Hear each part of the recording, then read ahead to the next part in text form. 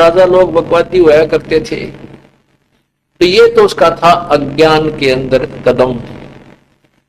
और जब उसको ज्ञान हुआ तो परमात्मा ने कैसी कृपा की उनकी उसके ऊपर। अब ये आपको बलख बुखारे के राजा की कथा सुनाते हैं।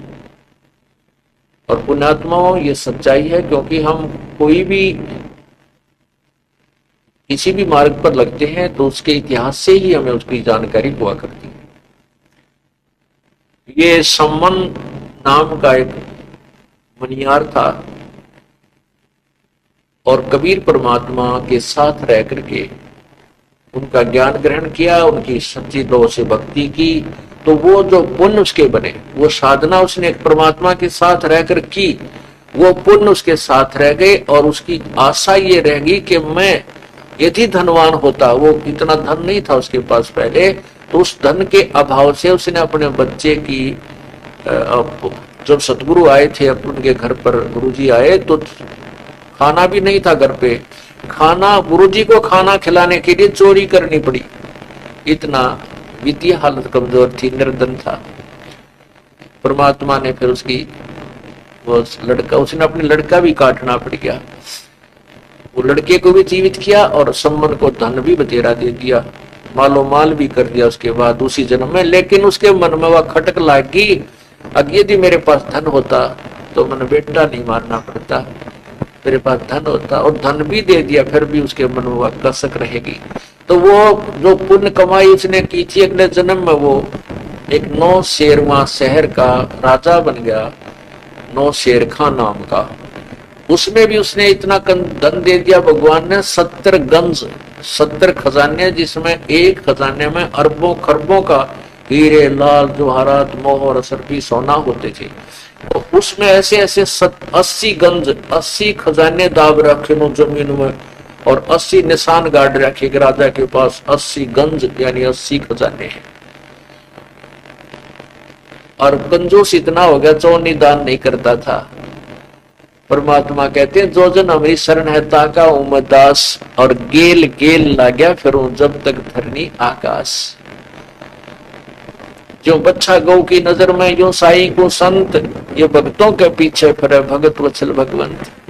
तो कबीर परमेश्वर वो अल्लाहु अकबर वहां गया, उस 9 शेर खां बादशाह के पास, जो 9 शेरवा शहर का राजा था, और उससे कहा कि राजा कुछ दक्षिणा दीजिए। परमात्मा भिखारी बनकर जाना पड़ा उस नादान आत्मा को फिर शरण में लेने के लिए। राजा कहने लगा, वो 9 शेरवा का बादशाह कहने लगा 9 शेर खां के महात्मा जी मैं बहुत निर्धन राजा हूं, मेरे पास धन नहीं है, मैं नहीं दे सकता आपको धन, यानी दान नहीं दे सकता, आपके कपड़े आदि नहीं बनवा सकता।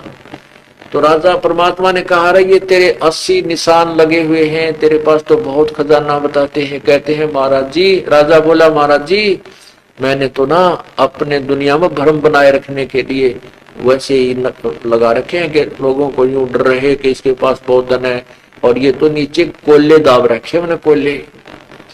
परमात्मा बोले जैसी तेरी नीयत ऐसी बरकत हो, ये कोल्ले हो जा, कोल्ले हो जाएंगे बेटा, अगर कोल्ले कहता है तो। अब नो कह परमात्मा तो चल पड़े, साधु वेश में थे, और उस बलख बुखारे के बाद न उसने 9 शेरवा के बादशाह ने सोची भाई संत की वाणी पार हो जाकर देखते दूं।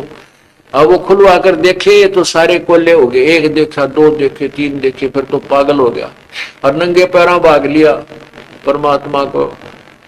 परमात्मा रास्ते में जाके वृक्ष के नीचे बैठ के, पता था गाँव का निकम्मा भी, वहां जाके पैरों में गिर गए, माफी मांगे, माफ कर दे महाराज, माफ कर दे। परमात्मा बोले माफ कर दूंगा, इसमें से ना 70% दान कर दे, अपना 1-2 राख ले, तना जितना रखना हो, नहीं तो भाई मैं ये कोल्ले हो चुके तेरे तीव्र को। उसने सोची चल 2-4 बच जाएंगे वही तेरे, तो बोला जैसे आप कहोगे ऐसे कर दूंगा।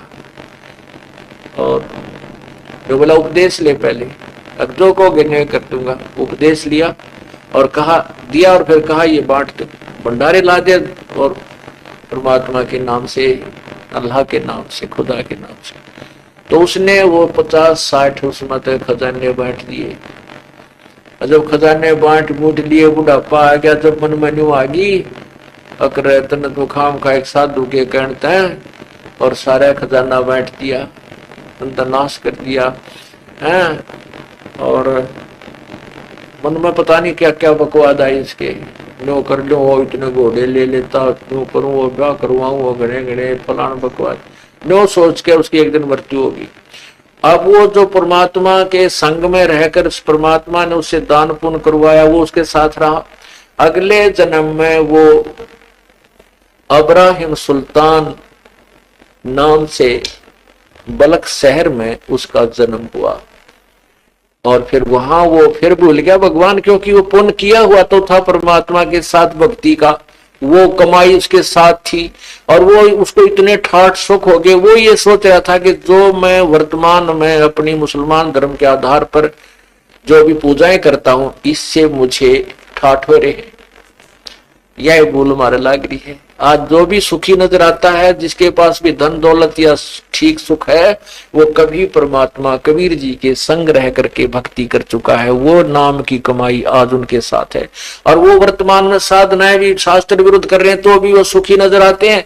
तो ये सोच रहे हैं कि हमने जो सुख हो रहा है हमारी इन पूजाओं से जो हम कर रहे, नहीं, ये भूल चुके हैं कि ये तो पहले जन्म के प्रारब्ध आपको मिला हुआ है। ये याद रखना, आपके गुरु जी से भी पूछ लेना, वो गुरु जी भी यही बताएगा कि पूर्व जन्म की कमाई प्रारब्ध में आपको मिल रही है। तो वर्तमान का अब कोई लेन देन तुम्हारा हिसाब नहीं है। हाँ, वर्तमान में उस पूर्ण परमात्मा की भक्ति के अंदर ये शक्ति है कि वर्तमान में भी आपका परिवर्तन कर सकती है। वो तेरे पास है नहीं, इसलिए आपकी पूर्व जन्म की कमाई ही चल रही है। अब उस पुण्यात्मा को जो उसी अपने ही किए हुए पुण्यों में बैठकर खा रहा है, भक्ति ठीक कर नहीं रहा, सोच रहा है मेरे ठाठ हो रहे हैं, इस माया के जाल से, इस काल के जाल से निकालने के लिए वो परमात्मा जाते हैं। अब जिस पुण्यात्मा जो भी राजा है वो भक्ति बहुत करता है, परमात्मा चाहता है, लेकिन उसको दिशा ठीक ना मिलने से वो अपना जीवन बर्बाद कर जाता है। तो ऐसे ही ये बलक बुखारे का बादशाह साधना किया करता था। कोई भी साधु संत मिल जाता उसको बहुत महत्व देता था। एक संत ने उसके साथ धोखा कर दिया। राजा ने एक बहुत सुंदर, वो इतना ठाठ थे उसके, इतने धन था कि एक जूती यानी जूता जो बनवाता था वो 1-2.5 लाख की कीमत का एक होता था, 1.25 लाख का एक होता था, यानी दोनों जोड़े 2.5 लाख के होते थे। उसमें हीरे जवाहरात पन्ने नो इतने बढ़िया जचा। ऐसे ही राजा ने एक बहुत बड़ी एक छाप बनवाई अंगूठी, और उसमें बहुत ज्यादा छोटे छोटे हीरे सच्चे मोती वगैरह लगा के और वो पहन रखी। वो राजा उस संत के पास, डोंगी के पास जाता था, तो उस संत ने पूछा कि महाराज ये आपने अंगूठी कितने की बनवाई, कितने पैसे की बनी? उसने कहा ये 50,000 रुपए की बनी है, एक अंगूठी 50,000 रुपए की। तो उसने, उस नकली जो डोंगी संत था, उसने सोचा कि यह अंगूठी तो राजा की मारनी चाहिए। उसने ये पता करवाया कि किस सुनार से बनवाई है। उस सुनार के पास भेजा अपना एक विश्वसनीय शिष्य, और उससे कहा कि राजा की जो अंगूठी है ऐसी एक नकली बना दे, ऐसी अंगूठी बना दे, इसमें नकली वो हीरे वीरे डाल दे। उसने बना दिया 200-150 की अंगूठी, सोने की नहीं थी वो। तो वो अंगूठी उस संत ने लुको ली, अपनी डाल ली अपने कपड़े में। और एक दिन राजा जब गया उसे मिलने संत से, तो उसने कहा सुल्तान अधम से कि राजन आज तो वोटिंग करेंगे, आज तो बोटिंग करेंगे, बोटिंग यानी नौका विहार करेंगे, इच्छा है मेरी। राजा को फिर कहना क्या, सेवक था, उसने आदेश दे दिया 1 मिनट में नौका दरिया में घुमाने के लिए तैयार होगी। एक नाविक हो गया, राजा के लिए और संत के लिए बहुत सुंदर आसन लगा दिए, उसमें बैठ गए। कुर्सी डाल के और चल रहे हैं। वो संत कहता, राजा ये अंगूठी कैसी डाल रखी है आपने, कि दिखाना जरा। उस राजा ने काट के दिखाई, लो जी। कहा कितने की है ये, कितने कीमत की है? राजा ने कहा था आपको बताया तो थी, ये 50,000 रुपयों की है। कहने लगा 50,000 की? वो तो रखी। वो लेकर के, अच्छा 50,000 की? वो देखने लगा, वाह भाई वाह, वाह भाई वाह। ऐसे करके राजा का जरा सा ध्यान इधर उधर हुआ, वो अंगूठी बदल के और नकली हाथ में लेके कहने लगे, राजा संतों के लिए तो ये ऐसी धन माया अंगूठी मिट्टी के समान होती है, जल में फेंक दी। राजा ने सोचा भाई महात्मा के चाड़ा है तो बड़ा त्यागी बैरागी है, इतनी कीमत की अंगूठी को भी। राजा ने कहा, जी आप लेना चाहते हो क्या? आपके लिए बनवा देता हूं। यूं कहते ही उसने फेंक दी वह नकली अंगूठी कि हमारे लिए तो मिट्टी है।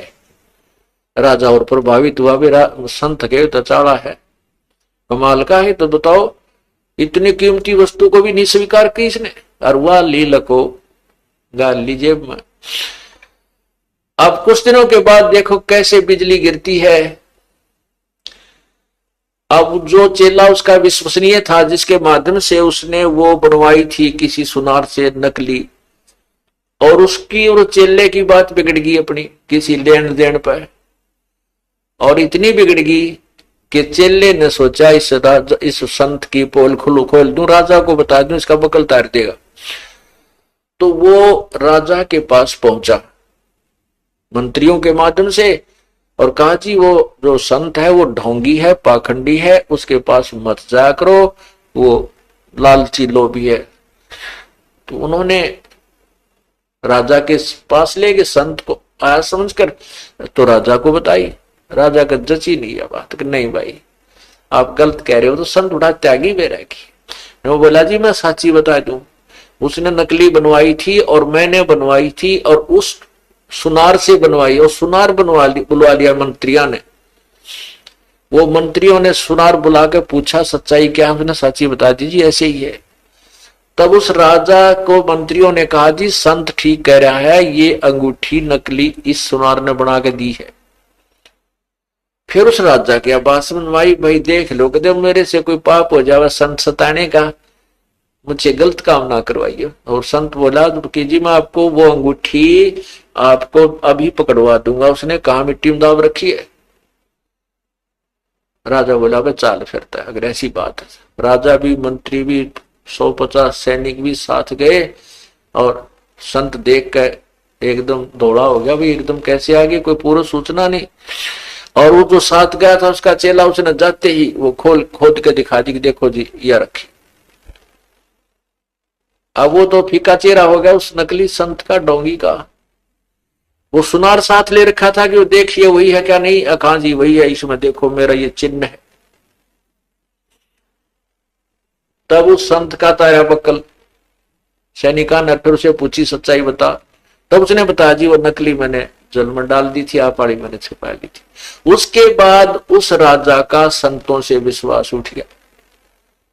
देख काल किसे चाड़ा पाड़ा है, ऐसा जुल्म करता है ये काल। पहले ऐसा कर्म करवा देता है कि वो भक्त आत्मा फिर भगवान से इतना विरोधी हो जावे कि निकट भी ना आवे। पर दयालु परमात्मा कबीर भी कोई कच्चा काम नहीं छोड़ता, वो भी बालक नहीं है, वो भी अपने भक्त को शरण में लेकर छोड़ दे। सोचल छिद्र में करूं अपने जन के काज।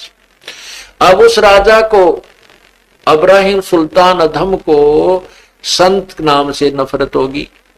कोई भी संत आसपास मिले उसको आदेश दे दिया कि कोई भी संत मेरे नगर में नहीं हो, आसपास ना हो, और कोई है तो मेरे पास लाओ, मेरे प्रश्नों का उत्तर देगा, मुझे सेटिस्फाई करेगा तो ठीक है, नहीं तो उसको सजा दूंगा।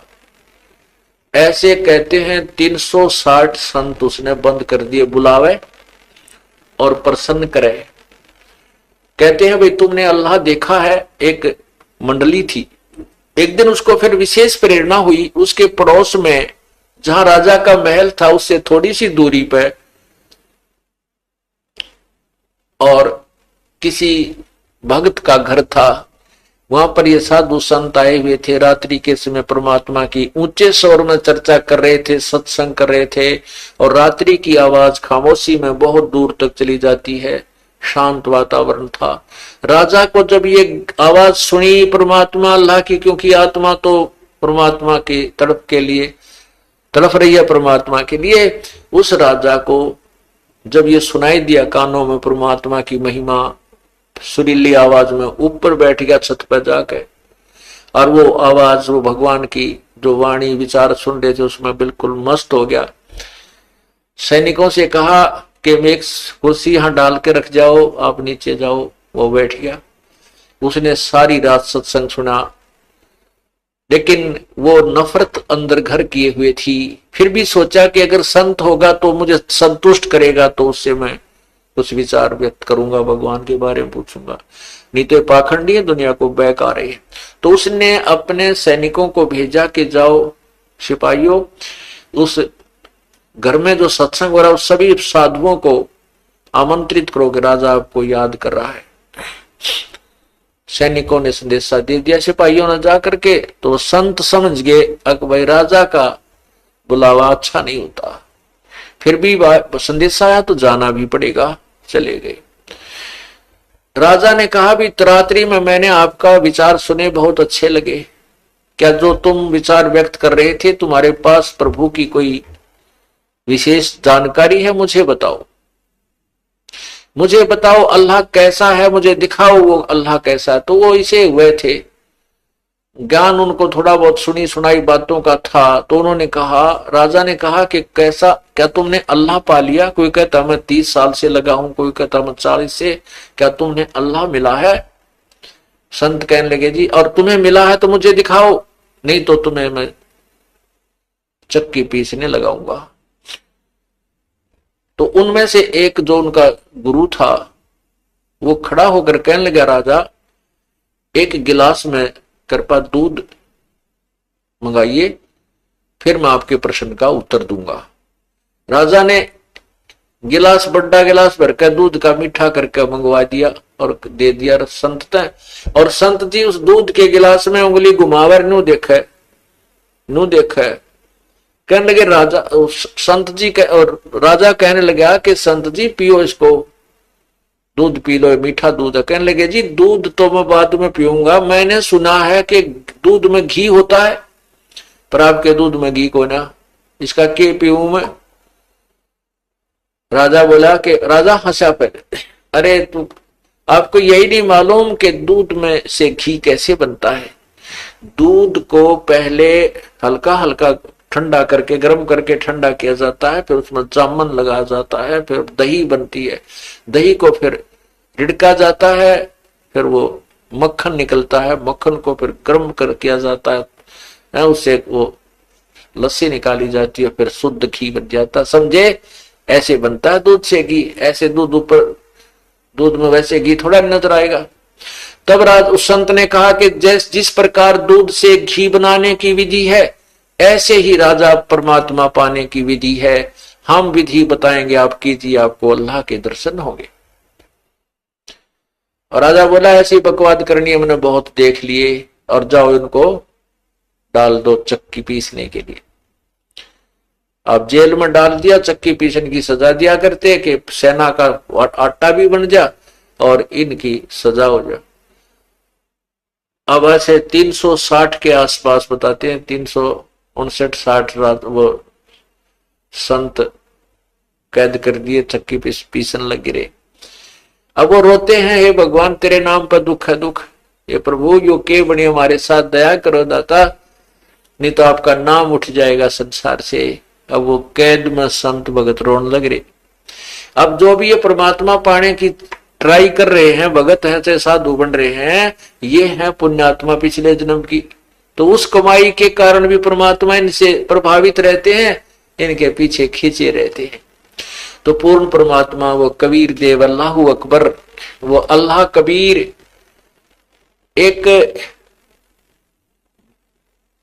रहबारी होता है। जैसे ये ऊंट रखते हैं ना, ऊंटा वाले, ऐसे राजस्थान साइड से जो आते हैं ऊंट लेकर के, लंबी लंबी नौका की जूती, लांडी सी धोती, इतना बड़ा सफा, कान तो ऊंचा लठ, है, और छोटा सा कमीज, इस तरह की वेशभूषा जो उस क्षेत्र की होती थी। ऐसे वो ऊंट वाल बनकर, रहभारी बनकर, राजा के रेजिडेंस पे, रहने वाले मकान के ऊपर, उसकी छत पर, जहां राजा नीचे सोया था उसकी छत पर लाठी तय खोद मारे, जोर जोर की आवाज करे। अब राजा की छत पर तो चिड़िया भी शोर नहीं कर सकती, वो खुड़का हुआ जोर का। राजा ने कहा कौन है ये कमबख्त, इसको पकड़ कर लाओ। अब राजा उठा, उधर से सैनिक 1 मिनट में ऊपर गए, देखा तो एक ग्रामीण सा व्यक्ति और खड़ा है, लठले। वो बोले रखते कितना है यहाँ पर, चल तुझे राजा बुला रहा है, पकड़ ले। राजा ने कहा कि तू क्या कर रहा था छत पर? उस परमात्मा ने कहा जो एक रहबारी के यानी ऊंट वाल के वेशभूषा में था, कहने लगा मैं आपके महल की छत पर अपना ऊंट ढूंढ रहा था, कल मेरा एक ऊंट गुम हो गया राजा। तो राजा हंसा, अरे भोले आदमी, इतनी ऊंची छत पर ऊंट कैसे चढ़ सकता है?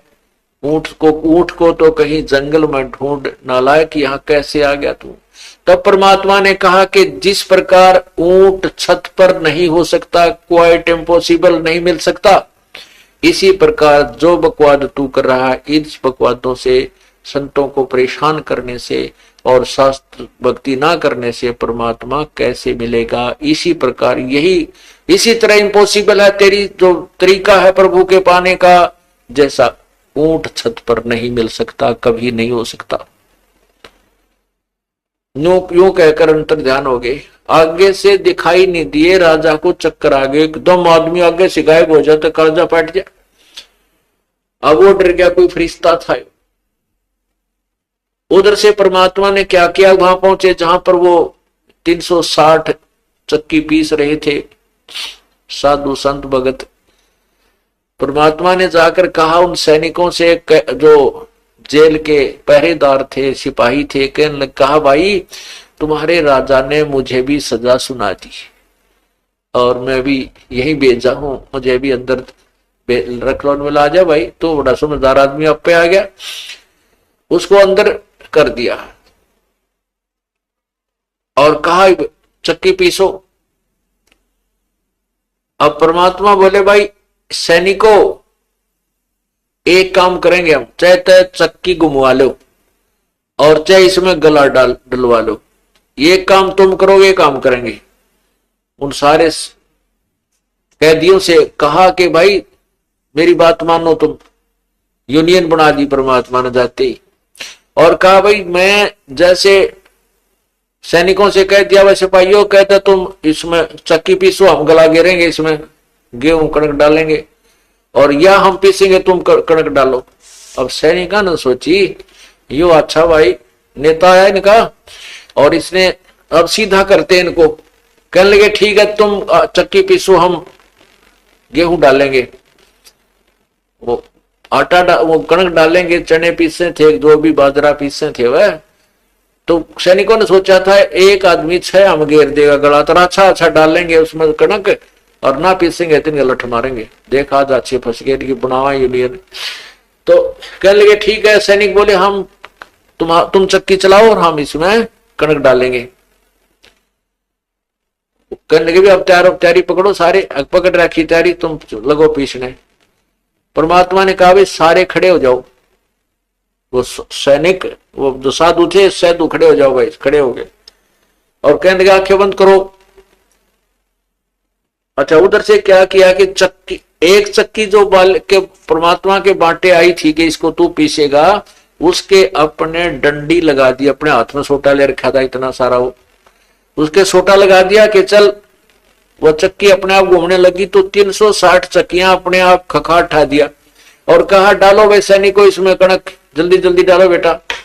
और वो जो साधु थे जो बंद कर रखे थे, कहने लगा तुम आंखें बंद करो, खड़े हो जाओ।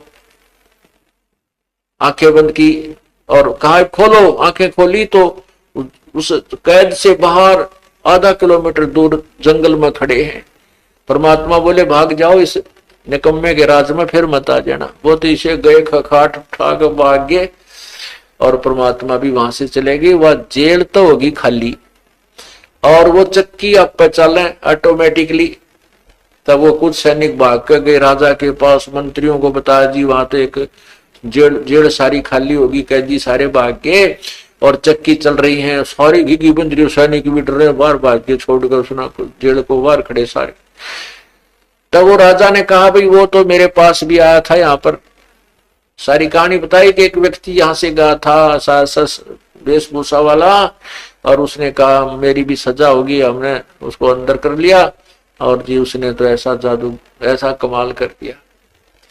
और राजा बोला भाई वो तो यहाँ भी आया था और मेरे साथ भी बुंडिया बन रही है, बुरी बनी है। बात खत्म हुई। कुछ दिनों के बाद पर कुछ दिन तो असर रहा राजा के कि भाई ये तो कोई बात है, भगवान कैसे मिला, फिर ऐसे भी नहीं मिलेगा, तो चिंतित रहा। फिर कुछ दिनों में फिर भूल पड़ गई। अब परमात्मा अपने हंस को निकाल कर छोड़ता है।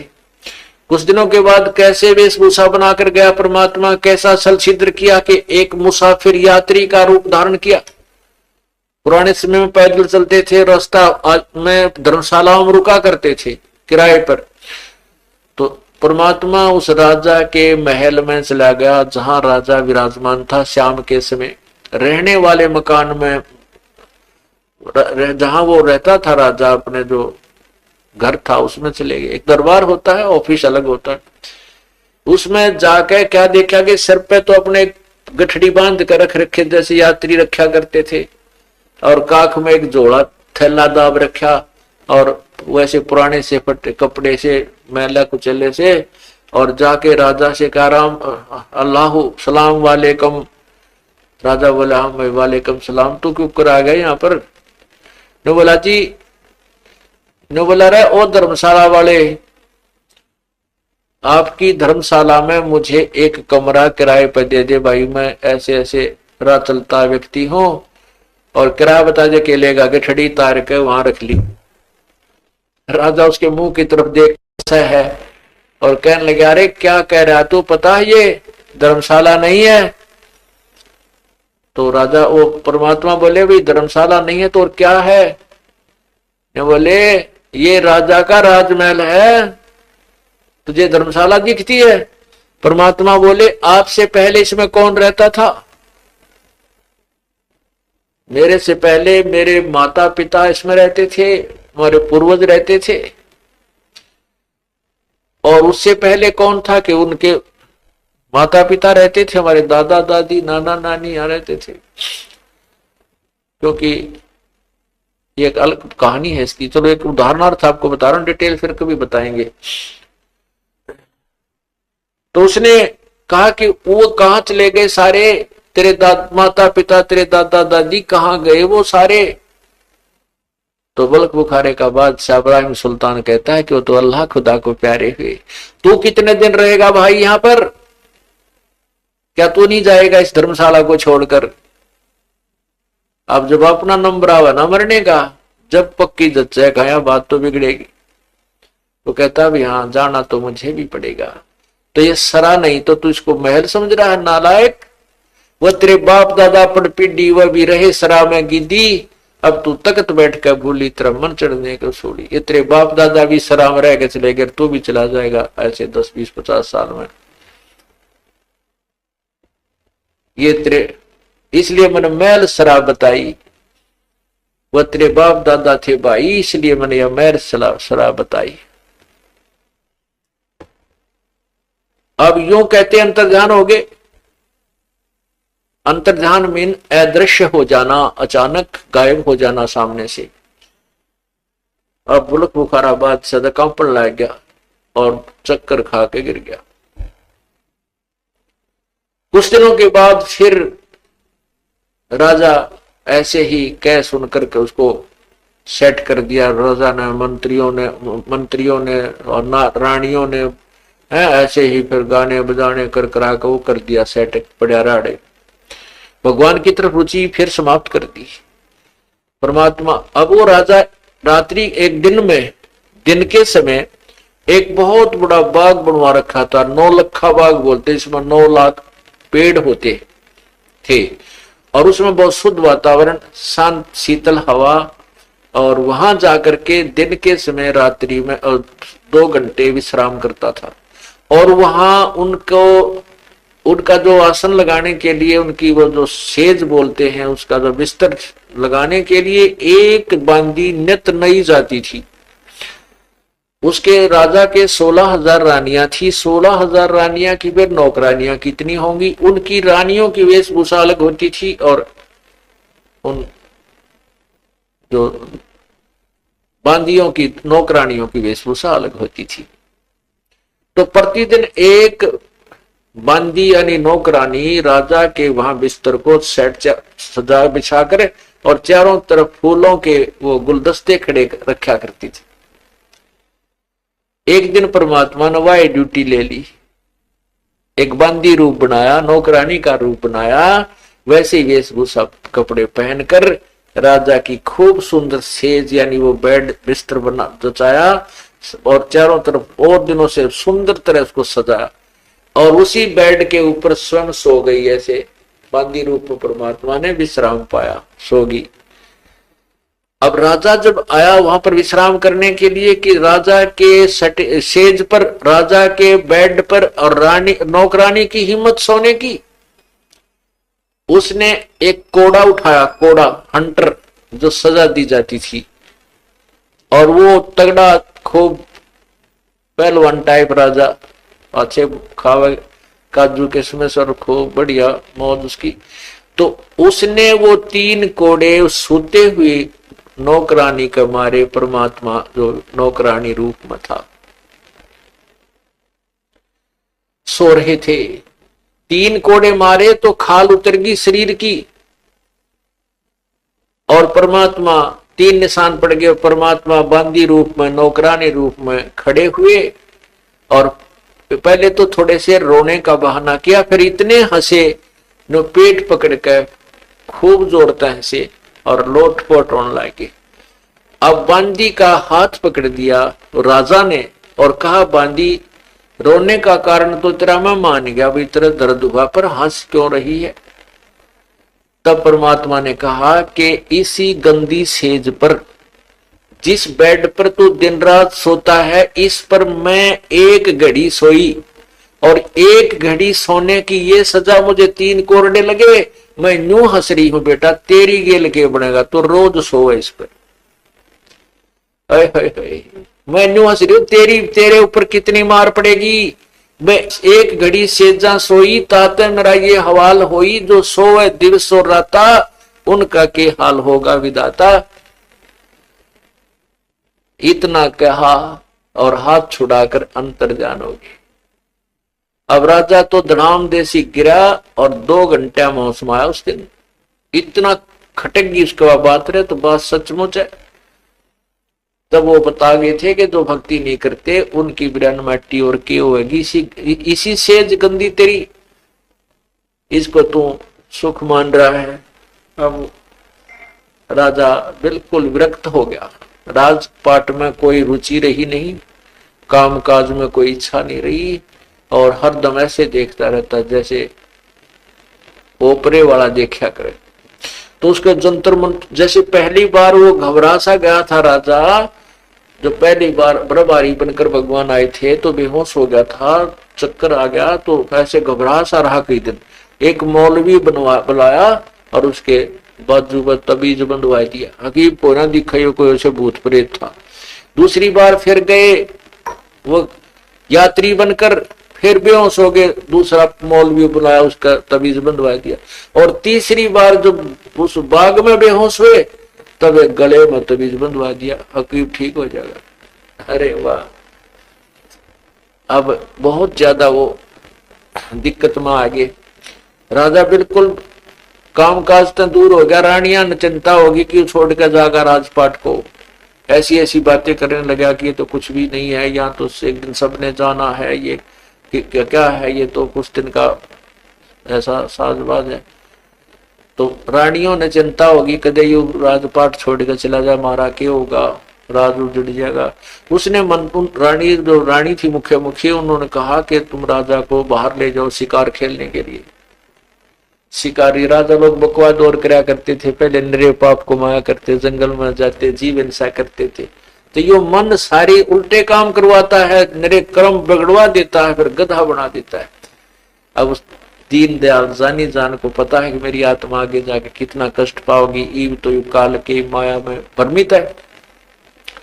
तो जंगल में ले गए राजा को शिकार खेलने के लिए, 1 हफ्ता की तैयारी करके जाते थे, हफ्ता 10 दिन वहां रुकाएंगे, पिकनिक मनाएंगे। अब वहां जाकर पड़ाव ला दिया।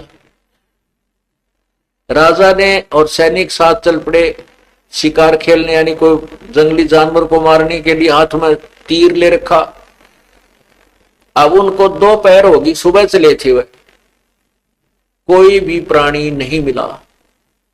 इतने में एक मृग आया और वो बिल्कुल निकट आ रहा। तो राजा ने कहा भाई ये मृग जिसके पास से चला जाएगा उसी को सजा मिलेगी, ये जाना नहीं चाहिए। वो मृग नू नू करके राजा के घोड़े के नीचे के निकल गया। अब राजा किसने कहा नहीं तुझे देखूंगा या पकड़ी इसको। अब राजा उसके पीछे घोड़ा लग दौड़ा देता, अकेला, सैनिक पीछे रह गए और वो बहुत दूर निकल गया। नू नू करके आगे जाके वो हिरण दिखाई नहीं दिया, अंतर्ध्यान हो गया।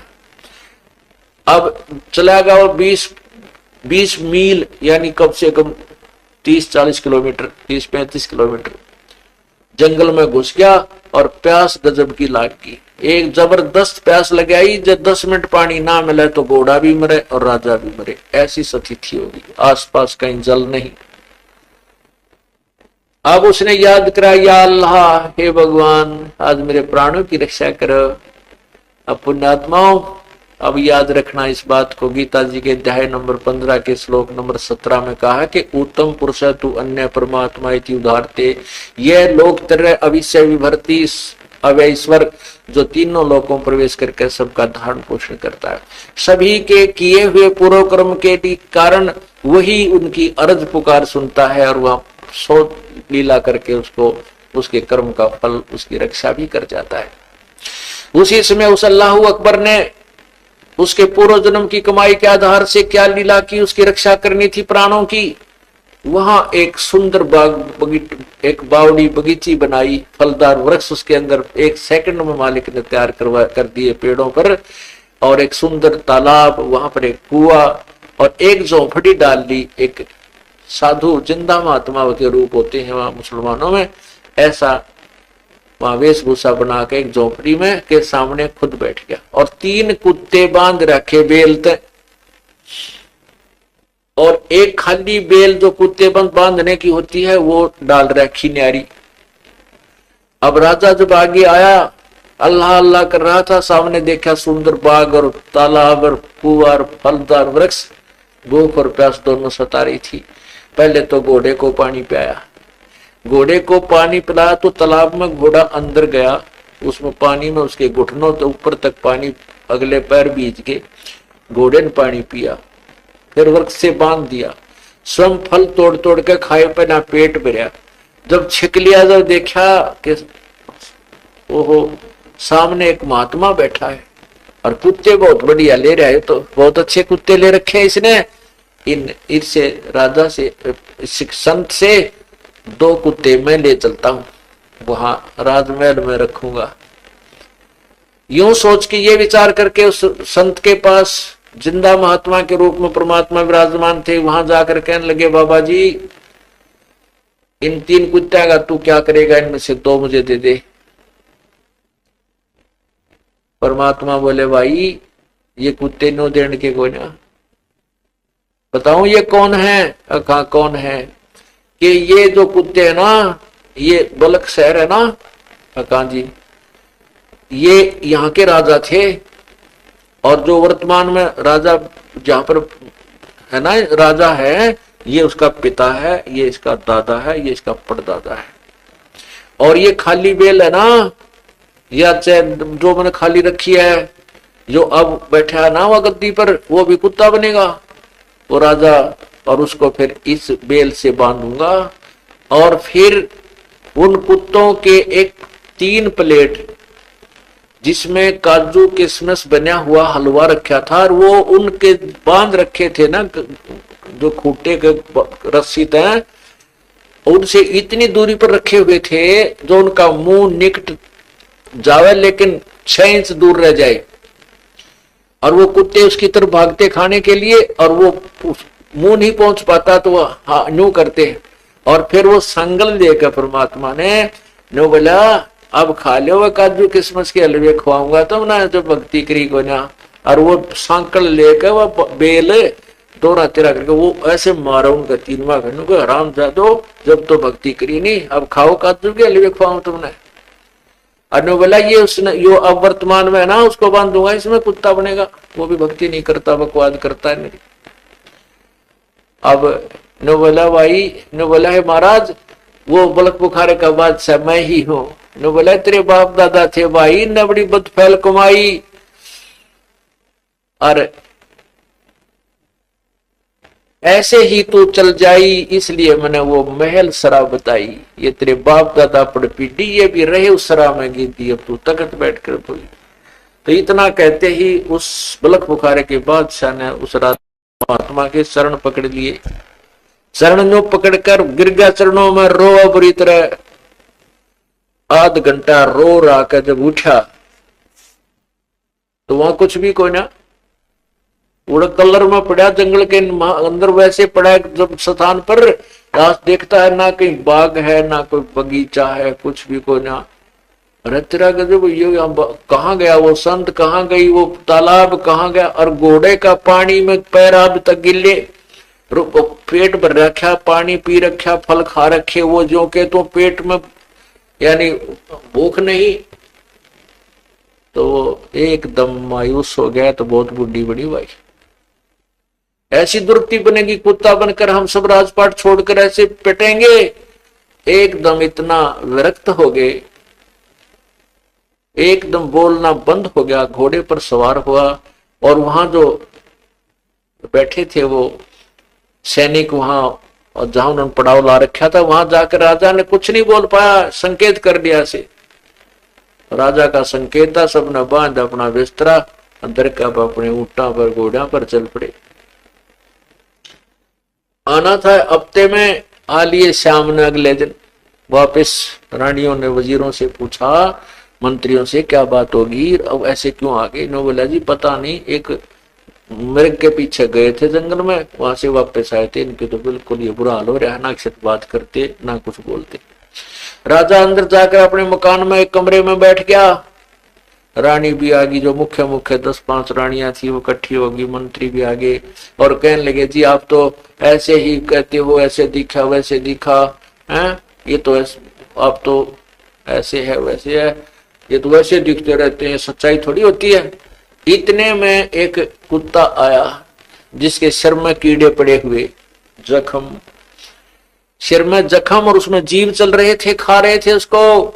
और वो कुत्ता आकर के सीधा इब्राहिम के सामने खड़ा हो गया, कहने लगा इब्राहिम अब अवसर मत चुका है, मैं उस शहर का राजा था, और ये देख मेरे हाथ क्या, जो जितने मैंने युद्ध किए थे, जितने सैनिक मारे थे, फलाने राजा पर चढ़ाई की थी उसमें मैंने इतने हजारों व्यक्ति मारे थे, आज वो नोच नोच कर खा रहे हैं सारे सैनिकों की आत्मा कीड़े बनकर, राजा राज मेरे पास रहा नहीं, आंख खोल ले, कुछ समझा जाता समझा, न्यू कहकर कुत्ता फिर खकाट गया, बाज गया। तब वो राजा कहता है कि देख लो तुम्हारे सामने, तुम तो मुझे कहते थे ऐसे है वैसे है। अब यह बात उसका खूब खटकी, और सबको बाहर निकाल दिया कि निकल जाओ मेरे कमरे से बाहर, मैं तुम्हारी कोई बात सुनने को तैयार नहीं। अंदर से कुंडी लगा ली। रात के समय सब जेवरा, सब कपड़े उतार के एक साल एक चद्दर सुंदर, और वो बांध कर शरीर के ऐसे जैसे ये बाबाजी बांध जाकर, और पैरों में केवल जूती जिसकी एक की कीमत 1.25 लाख रुपए थी, रस्त पीछे से रस्सा बांध कर नीचे उतर कर महल के, और रात ने स्पीड खींच दी। रातों रात निकल गया, कम से कम भी को 50-40 किलो 30-40 किलोमीटर रात ने निकल गया, 20-30 किलोमीटर जैसा गया चला गया उस पर। अब पैदल चला सारी रात, भूख लगी जोर की। आगे परमात्मा एक मालन का रूप बनाकर बाग का आगे बैठी और इतने मोटे मोटे बेर पीड़े पीड़े टोकरी में धर रखे। राजा कहने लगा, मालन मुझे बेर दे दे, इसका रेट बता, कैसे बेचती है। मालन ने कहा कि एक अन्ने के शेर बेर देती हूं भाई, एक अन्ना दे दे और शेर बेर ले ले। ने बोला, माई एक शेर बेर तोल दे। उन्हें तोल दिया और कहने लगे, भाई माई ने बोला, जी मेरे पास अन्ना तो नहीं है, मैं एक जूती दे दूंगा आपको, एक जूता ले दे मेरा, और मैं कति भूखा मर रहा हूं, मुझे बेर खिला दे। ने बोली, भाई मन नहीं मेरा, जूती दे चाहे एक अन्ना दे दे, आप देगा जब तने बेर दूंगी। तो उसने जूती उठा के वो दोनों में धरती मेरे के काम ले, मैं तो मरू सु भूखा, मैंने जूती बेर दे दे। वो 2.5 लाख की जूती दे दी और मालन ने एक शेर बेर तोड़ने के लिए तराजू उठा ली। अब देख इस मन की कितनी गंदी वृत्ति है, परमात्मा के बताना चाहते हैं। मालन जब बेर तोलन लगी तो तोलते जो एक बेर पलड़े में तो नीचे गिर गया, तखड़ी के उस तुला के एक पलड़े से नीचे एक बेर गिर गया। मालन तक का मेरा और सुल्तान का मेरा, दोनों एक बेर के ऊपर दोनों हाथ धर रहे हो। वो का मेरा, सुल्तान का सुल्तानी अदम का मेरा, जो पलड़े में तुले पाछे गिरा, उन्होंने ना पहले पड़ा है। अब परमात्मा कहते इतनी अकल है इस जीव में। इसी तो मालन में बुद्धि, 2.5 लाख की जूती एक शेर एक नए पैसे का बेर को ना उस पर लड़न लाग रही, 2.5 लाख की जूती मिल रही, फिर भी बकवाद करे, फिर भी बेईमाना लोग। और उधर से राज भी छोड़ाया, 2.5 लाख की जूती भी दे दी और एक बेर पे फिर भी लड़न लाग रहा मूर्ख। वो यह बुद्धि उसके अंदर। तब परमात्मा ने एक दड़ाक दे रहा उसके मुंह पे, ने बोला रहा के छोड़ा ने काम निकम्मे तने, राज भी छोड़ा भगवान पाने के लिए, क्या छोड़ा तने है? 2.5 लाख की पावड़ी, 1 पैसे का बेर और आदम सुल्तान तने किया, के छोड़ी मेर, क्या छोड़ा लोग तुझे। तब चरणा में पड़ गया, ने बोला भगवान मारी तो इतनी बुद्धि है परमात्मा, हम तो कति तुच्छ बुद्धि के जीव है, हमारे मकल को नहीं मालिक, अकल होती तो हम क्या इतने कष्ट उठाते। अक्षमा करो आपके दास को, ग्रहण करो, बहुत होली मेरे साथ आगे सहन नहीं होगी। तो परमात्मा ने कहा, नाम ले बेटा, और नाम ले और जाए अपना राज कर। ज्ञान सुनाया खूब डट कर 2-3 घंटे उसको, और जाए भक्ति करो, राज भी करो। ने बोला नहीं, ईब राज नहीं होगा परमात्मा, या तो ज्ञान नहीं देना था, अब राज नहीं होगा आपके दास से, मैं तो अपनी लकड़ी तोड़ के और बेच के गुजारा कर लूंगा, तेरा गुणगान करूंगा प्रभु। बच्चे सियाने हैं, आप संभालेंगे सब राज्य में। अब पुण्यात्मा देखना क्या होता है, भगवान ने नाम दे दिया, संभालते रहे उसको। अब वो बलक बुखारे का बादशाह जा रहा था, रास्ते में जब आगे चल पड़ा, नाम लेकर बेचारे को ठिकाना ढूंढ लो, भगवान तो अंतर ध्यान हो गए उसको नाम नूम दे के। तो वहां रात्रि वर्षा होने लग रही, तो ऐसे उस क्षेत्र में वर्षा बहुत कम होती थी, तो वहां वर्षा हो रही, ठंडी ठंडी हवा चल रहा है, वो भीग गया। उसने सोची तेज हवा चला है, रात का समय हो गया। एक झोपड़ी थी एक व्यक्ति की, गरीब से व्यक्ति की, उसके पिछली साइड में बैठ गया हवा की ओट लेके कि हवा ना लगेगी, सर्दी कम लगेगी। तो वो जो मियाँ बीबी रहे थे उसमें, उस झोपड़ी में अच्छी वर्षा ने, वो एक गाय ले रहे थे, बस एक गाय धन था उनके पास, और 1-2 किला एकड़ 1-2 बीघा जमीन थी, 2-4, उसमें अच्छा वर्षा होने से घास घूस बढ़िया हो गया, गाय का चारा हो गया। तो दोनों जने बतलावे रात ने क्या कहें कि अच्छा 10 किलो तो दूध गाय दे रही है और बढ़िया वर्षा होगी, अच्छा घास चारा हो गया, अपने तो ठाठ हो गए। तो बाद उसका पति कहता है, अपने तो इसे ठाठ हो गए, बुलक बुखारा के बादशाह के बिना होंगे। क्योंकि बुलक बुखारे का जो बादशाह इब्राहिम सुल्तान था वो बहुत वेल नोन हो गया था, धन में ठाठ बाट इतने थे, जब चला करती उसकी सवारी घर से बाहर निकलता था सैर सपट्टे के लिए, तो आगे पाछे घोड़े और बैंड बाजे उद्वस उतर जाया करता इतने साजबाज से। कहते इंद्र भी शर्मा जाता था उसके ठाठ बाट को देखकर। तो वो एक टूटी सी झोपड़ी वाला और एक गाय जिसमें 5-4 किलो 10 किलो दूध दे दी दोनों टाइम, और उसमें हो गया अपने से ठाठ हो गए हैं, बलक बुखारा के बाद के भी ना हो गए। अब उस बादशाह ने सोची भाई यो अच्छा बड़ी बूझ लाई, इसने भी समझा दो निकम्मा बता इस थोड़े से इसने 60-8 मान रहा है। तो अपने आप को थोड़ा सा छुपा के कहने लगा, सुबह जब हुआ वालेकुम सलाम करी, प्रणाम किया उनको। तो दोनों बोले भाई कौन है तू? मैं तो कौन हूं बाद में बताऊंगा, पर आप जो शारात ने क्या कह रहे थे वो एक बार फिर दोहराना। क्या कह रहे थे कि आप कह रहे थे इसे ठाठ तबलक बुखारे के बाद से के भी कोई ना तो कि सुना था भाई। वो बोला मैं तुम्हारी झोपड़ी के पास से बैठा था, ठंड लगी थी, मैंने कपड़ा मेरे पास था नहीं। फिर वो समझाने लग गया भाई परमात्मा की भक्ति करनी चाहिए, गुरु जी से नाम दिलाऊंगा तुमने और भगवान की भक्ति करो। यो के ठाठ एक गाय एक पत्नी ने तू सब कुछ मान रहा है, और मैं हूं बलक बुखारे का बादशाह भाई, भगवान के लिए मैंने राज त्याग दिया। और वो पता था उसने बैठो इतनी औरतें थी मेरे पास, इतना घोड़े थे, इतनी गायें थी। तब वो अज्ञानी प्राणी क्या कहता, वो झोपड़ी वाला ने बोला पहले तो तू मुझे बलक बुखारे का बादशाह नहीं लगता, और जब तू इब्राहिम सुल्तान तेरे जैसा बुद्धू मूर्ख नहीं जो राज छोड़ा और मैंने के शिक्षा दी है, चल अपना काम कर। तब उस बलक बुखारे के बादशाह ने कही थी कि रांडी ढांडी नात ये नरकइये काग, और बुलक बुखारा त्याग दिया थी कोई पछली लागे। ये तो नालायक किसी एक औरत है और एक गांव बांध रहा है, इस समय ठाठ मान रहा है, इस समय कति मौज मान रहा है, भक्ति के आसपास नहीं। इसके बुद्धि में भी ना तिर मुझे कहता चल चल, और कहते हैं बुलक बुखारा छोड़ दिया भाई थी कोई पछली लागी। ने बोला कोई मेरे पिछले संस्कार थे जो मेरे ऊपर मालिक ने मेरे किस नरक में तो निकाल दिया। तो पुण्यात्माओं कहते हैं एक चोट सिधारिया जिन मिलन दा चा, क्या बताते हैं 18 लाख तुरा जिन छोड़ी पद्मनी 16 संस, एक पलक में त्याग गए वो सतगुरु के हंस। 18 लाख घोड़े छोड़ दिए, 16,000 रानी,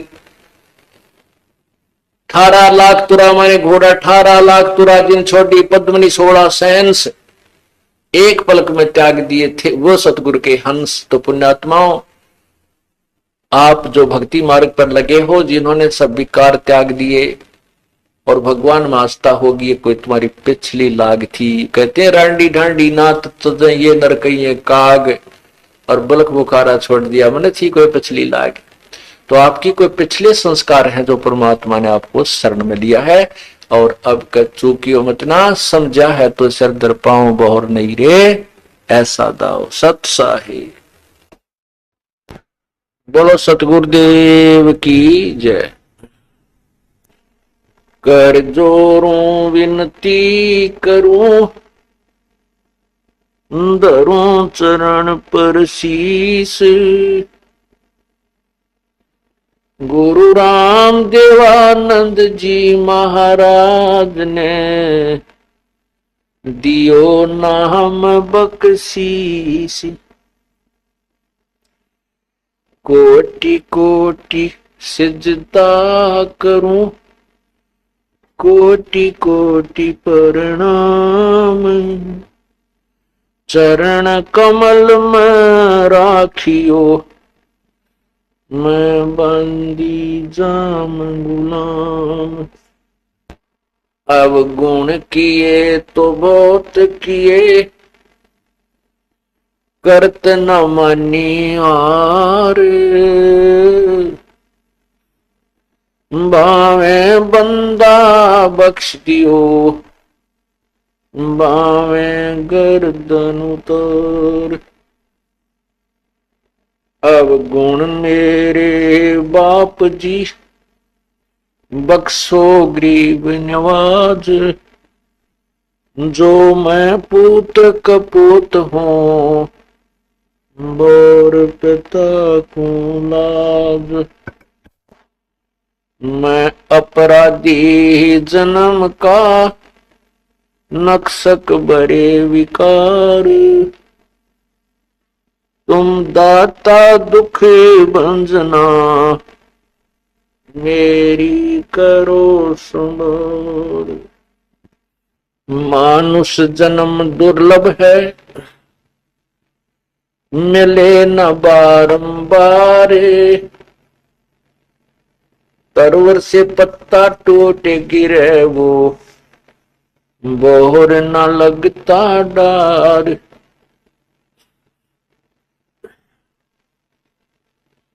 परमपिता परमात्मा, सारी सृष्टि के रचनहार, कुल मालिक कबीर परमेश्वर, इस काल के जाल में फंसी हुई आत्माओं को अपने निज स्थान का ज्ञान देने के लिए स्वयं ही प्रकट होते हैं।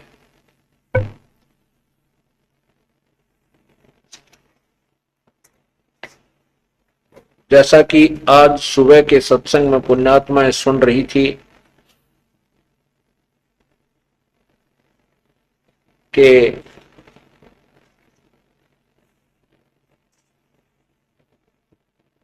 परमात्मा ने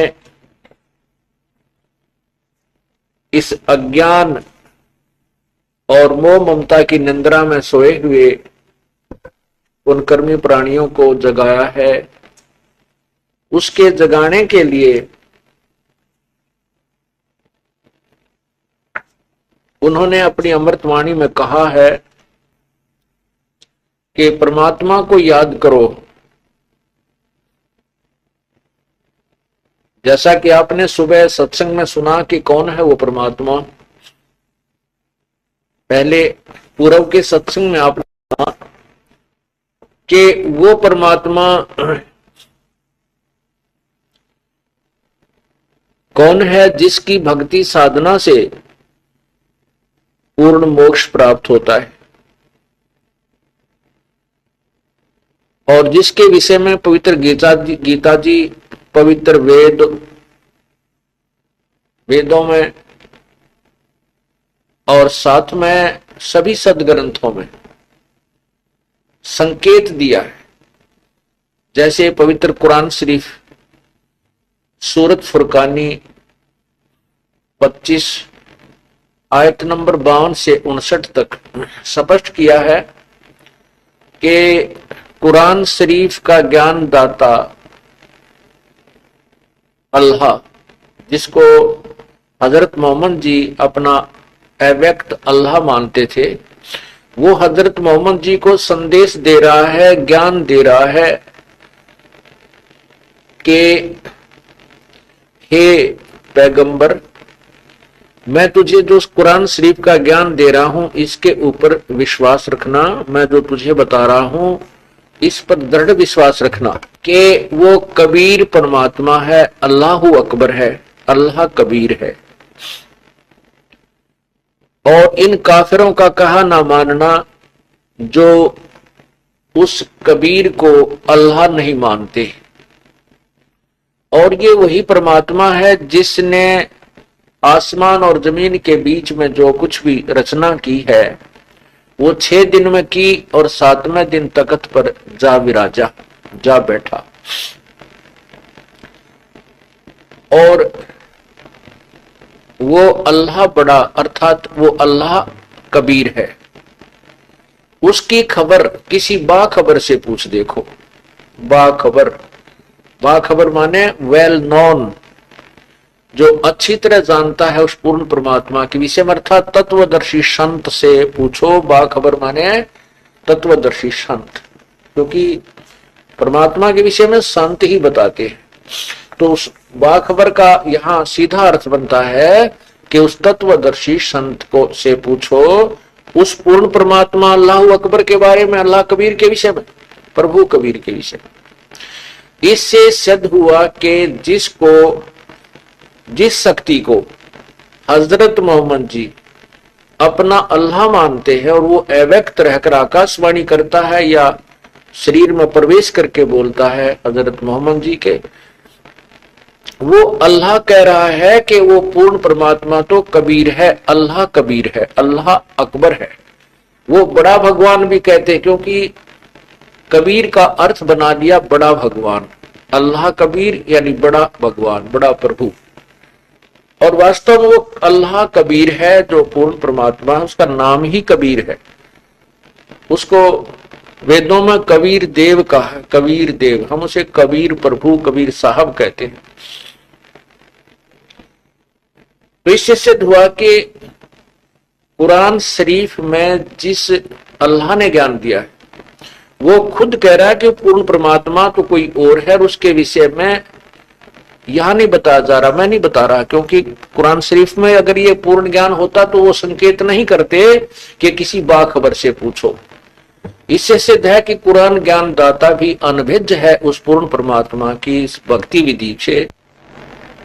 इसे सबतः सिद्ध हो गया कि कुरान ज्ञान दाता जो खुदा है, अल्लाह है, भगवान है, प्रभु है, वो भी उस तत्व ज्ञान और पूर्ण परमात्मा के से अपरिचित है। इससे ये भी सिद्ध हुआ कि कुरान शरीफ का विज्ञान कंप्लीट नहीं है, लेकिन ये भी नहीं कह सकते कि कुरान शरीफ में लिखा ज्ञान गलत है।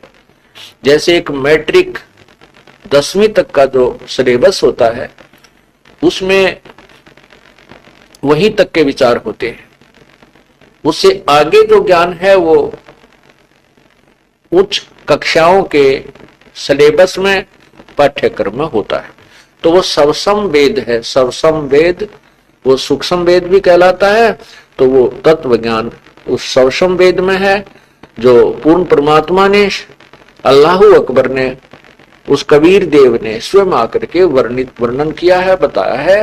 वो आज दास के हाथ लगा हुआ है जो आपके समक्ष अप्रत्यक्ष किया जा रहा है। तो सबसे पहले हमने ये निर्णय करना है कि कौन से परमात्मा की भक्ति करनी चाहिए, और फिर वो निर्णय करके फिर हमने भक्ति अवश्य करनी चाहिए। उसके विषय में आप सुन रहे हैं। तो वो कौन परमात्मा है, वो कैसा प्रभु है,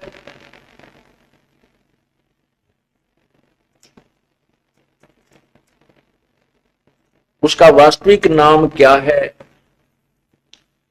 वो जानकारी आपको सत्संग के माध्यम से बताई जाएगी। उस परमात्मा की जानकारी आपको दी जाएगी। प्रथम परमात्मा के द्वारा इस जीव को जागृत किया गया है, वो सुनते हैं। क्योंकि जब हम परमात्मा की महिमा से परिचित होंगे और भक्ति ना करने से होने वाली हानि से हम परिचित होंगे, तब हम परमात्मा की तरफ विशेष कसक के साथ लगेंगे, और फिर आपको बताया जाएगा कि किस परमात्मा की भक्ति की जाए। जैसा कि आप सुबह चेतावनी अर्थात जीव को परमात्मा की भक्ति की तरफ लगाने के लिए जो आवश्यक वचन होते हैं वो सुनाए गए, उन्हीं का कुछ अंश अब परमात्मा कबीर साहिब की वाणी में सुनिए।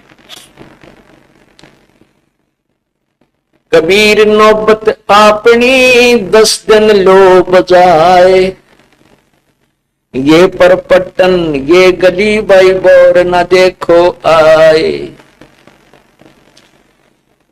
कबीर नौबत अपनी और जन 10 लो बजाए। नौबत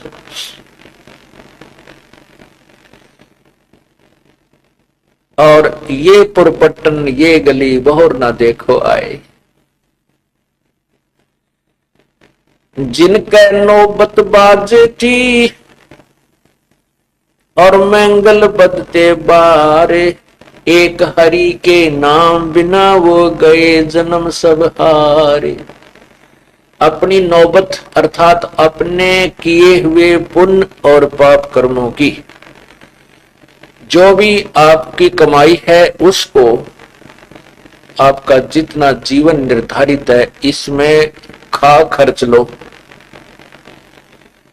यदि पूर्ण परमात्मा की भक्ति नहीं करोगे तो आपका जन्म व्यर्थ हो जाएगा। क्या बताते हैं कि जिन राजा लोगों के नौबत बाजा करती थी वो ठाठ बाट थे, चारों तरफ उनकी जय जयकार हो रही थी और राजा लोग अपनी महिमा दिखाने के लिए हाथियों को अपने किलों के बाहर बांधते थे, लंबी कतार लगा देते थे। इससे देखने वालों को ये पता होता था कि इस राजा के पास कितनी शक्ति है, जिसके पास सैकड़ों हजारों हाथी बंधे हुए हैं तो कितना शक्तिशाली है। तो क्या बताते हैं कि जिनके नौबत बाजती और मैंगल बंधते बारे, मैंगल माने हाथी, एक हरि के नाम बिना वो गए जन्म सब हारे। अब अपने पुण्य कर्मों से राजा बना और राजा जितना समय तक उसका राज्य लिखा था उतने वर्ष रहा, उसके बाद या तो किसी राजा ने चढ़ाई कर दी या मृत्यु को प्राप्त हो गया या उसके पुत्र ने उससे राज स्वयं ही छीन लिया, जैसे औरंगजेब का प्रमाण है जिसने अपने पिता शाहजहां को कैद में डाल दिया और स्वयं राजा बन बैठा।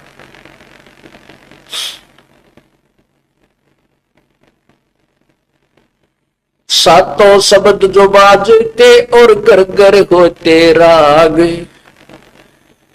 ते मंदिर खाली पड़े इब बसन लगे कागे।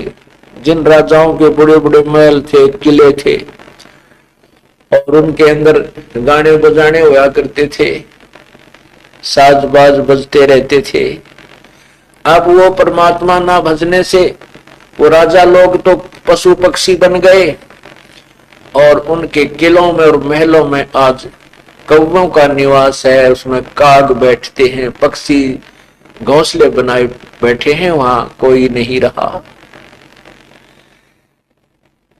सातों शब्द जो बाजते और घर घर होते राग, ते मंदिर खाली पड़े इब बसन लगे कागे। कबीर थोड़ा जीवना ये मंडे बहुत मंडान, सभी उबा पंथ शेर ये राव रंग सुल्तान। कबीर एक दिन ऐसा होएगा सबसे पड़े बिछो, राजा रण छत्रपति ही सावधान क्यों ना होए। परमात्मा कहते जीवन तो थोड़ा सा है और मांडे बहुत मंडान, अर्थात योजना पता नहीं कितनी लंबी लंबी बनाए बैठे हो।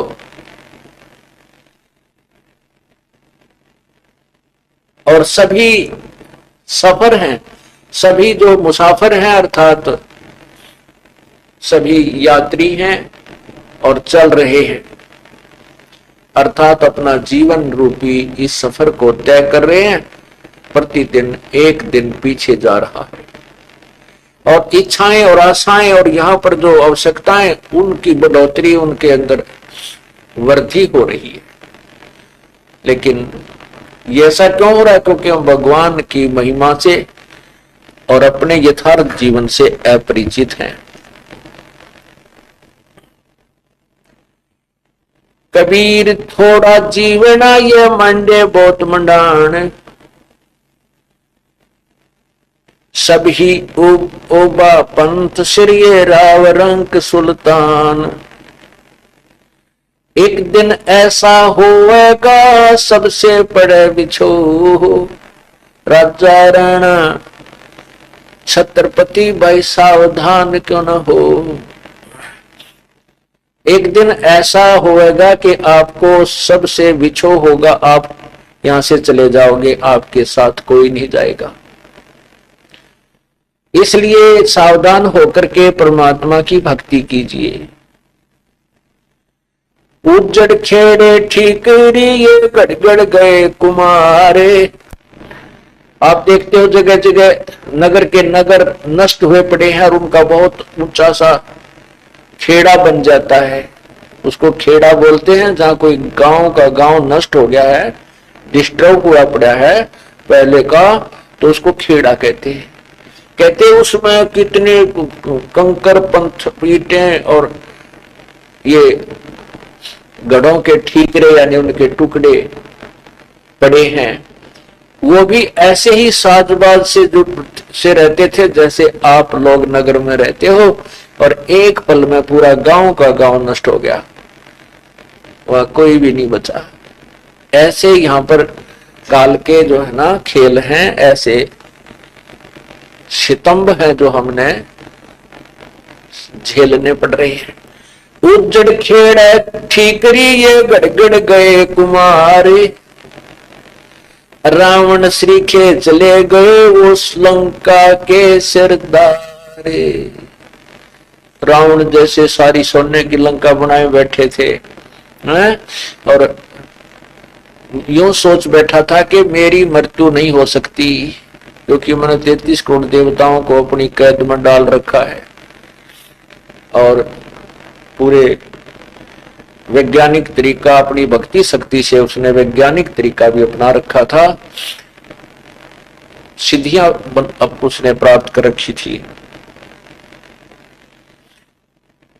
कबीर कहाँ गर्बियो देही देख सुरंग, कहते हैं सुंदर शरीर ने देख के तू इसमें अभिमान मत कीजिए, ये तो ऐसे आपसे छूट जाएगा जैसे सर्प से कैंचुली छूट जाती है। सर्प के ऊपर से जैसे कैंचुली उतर जाती है, वो दोबारा शरीर में सर्प उसमें प्रवेश नहीं कर सकता, वो शरीर पर सर्प को दोबारा प्राप्त नहीं हो सकती, वही कैंचुली। तो यह उदाहरण देती है, शरीर ऊपर जो आपका कवर ये एक कैंचुली जैसा है, जैसे सर्प की कैंचुली होती है, और अंदर जो प्राणी है, जीव है, और वो सूक्ष्म शरीर है, वो अलग है, वो इससे बहुत भिन्न है, और वो जीव के साथ रहता है। जैसे सर्प ने अपनी ऊपर की वह कवर त्याग दिया, इस प्रकार ये शरीर है। तो ऐसे ही कहते इस शरीर ने देखकर तो अभिमान मत कर, मत बोला भगवान, एक बार तेरे हाथ से छूट गया शरीर तो जैसे सर्प कांचली त्याग जाता है, इसे छोड़कर चला जाएगा, दोबारा इसमें प्रवेश तो नहीं हो पाएगा। ये तेरा शरीर नहीं रहेगा, मिट्टी में मिल जाएगा, इसको या तो दफना दिया जाएगा या सफा कर दिया जाएगा। कबीर कहाँ गर्भियो देही देख सुरंग, बिछड़ बा मिलबो नहीं जो कैचुली भुजंग। कबीर कहाँ गर्भियो इस जोबन की आस, के सो फूले विचार फिर खंखर वहे पलाश। कबीर कहाँ गर्भियो ऊंचा देख आवासे, काल पर भूले टेना तेरे ऊपर जम गासे। परमात्मा कहते हैं कहाँ ये 2-3 मंजिल की कोठी बनाकर फूला फिरे है नालायक नादान, ये मृत्यु हो जाएगी, कल जमीन पर लेटेगा, वहां समा कर दिया जाएगा और तेरे उस शरीर के ऊपर फिर घास जमेगी और वहां गधे खाएंगे और उस पर लोट लगाएंगे। कबीर कहाँ गर्भियो ये ऊंचा देख आवासे, कल पड़े भूमि लोटना ऊपर जमेगा से। कबीर कहाँ गर्भियो ये चावल पेटे हड, है वर छत ऊपर छतर तल ते भी देवा खंड। कहते इस शरीर को देखकर तो इतना मत अभिमान करे, ये कुछ भी सौदा नहीं है, ये तो चाम के अंदर हाड़ लपेट रखे। और जिन राजाओं के ऊपर छतर तना करते थे, छतर ऊपर ऐसे लेकर चले जाते थे और नीचे हाथी पर या घोड़ों पर विराजमान होता था। कहते हैं वो भी या तो गड्ढे में दबा दिए गए हैं यानी कब्र में, या उनको सवा कर दिया गया है। वो चले गए अपने पूर्व जन्म की कमाई को व्यर्थ करके, जिन्होंने सत साधना नहीं की। कबीर कहाँ गर्बियो ये चाम लपेटे हड, है वर ऊपर छत्र तले ते भी देवे देवा खड। खड्डे में दबा दिए गए।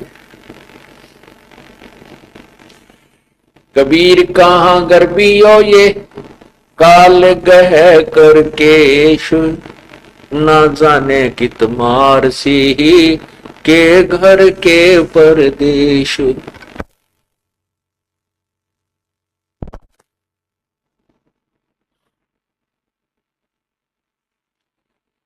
कबीर कहाँ गर्बियो यो काल गह करके से।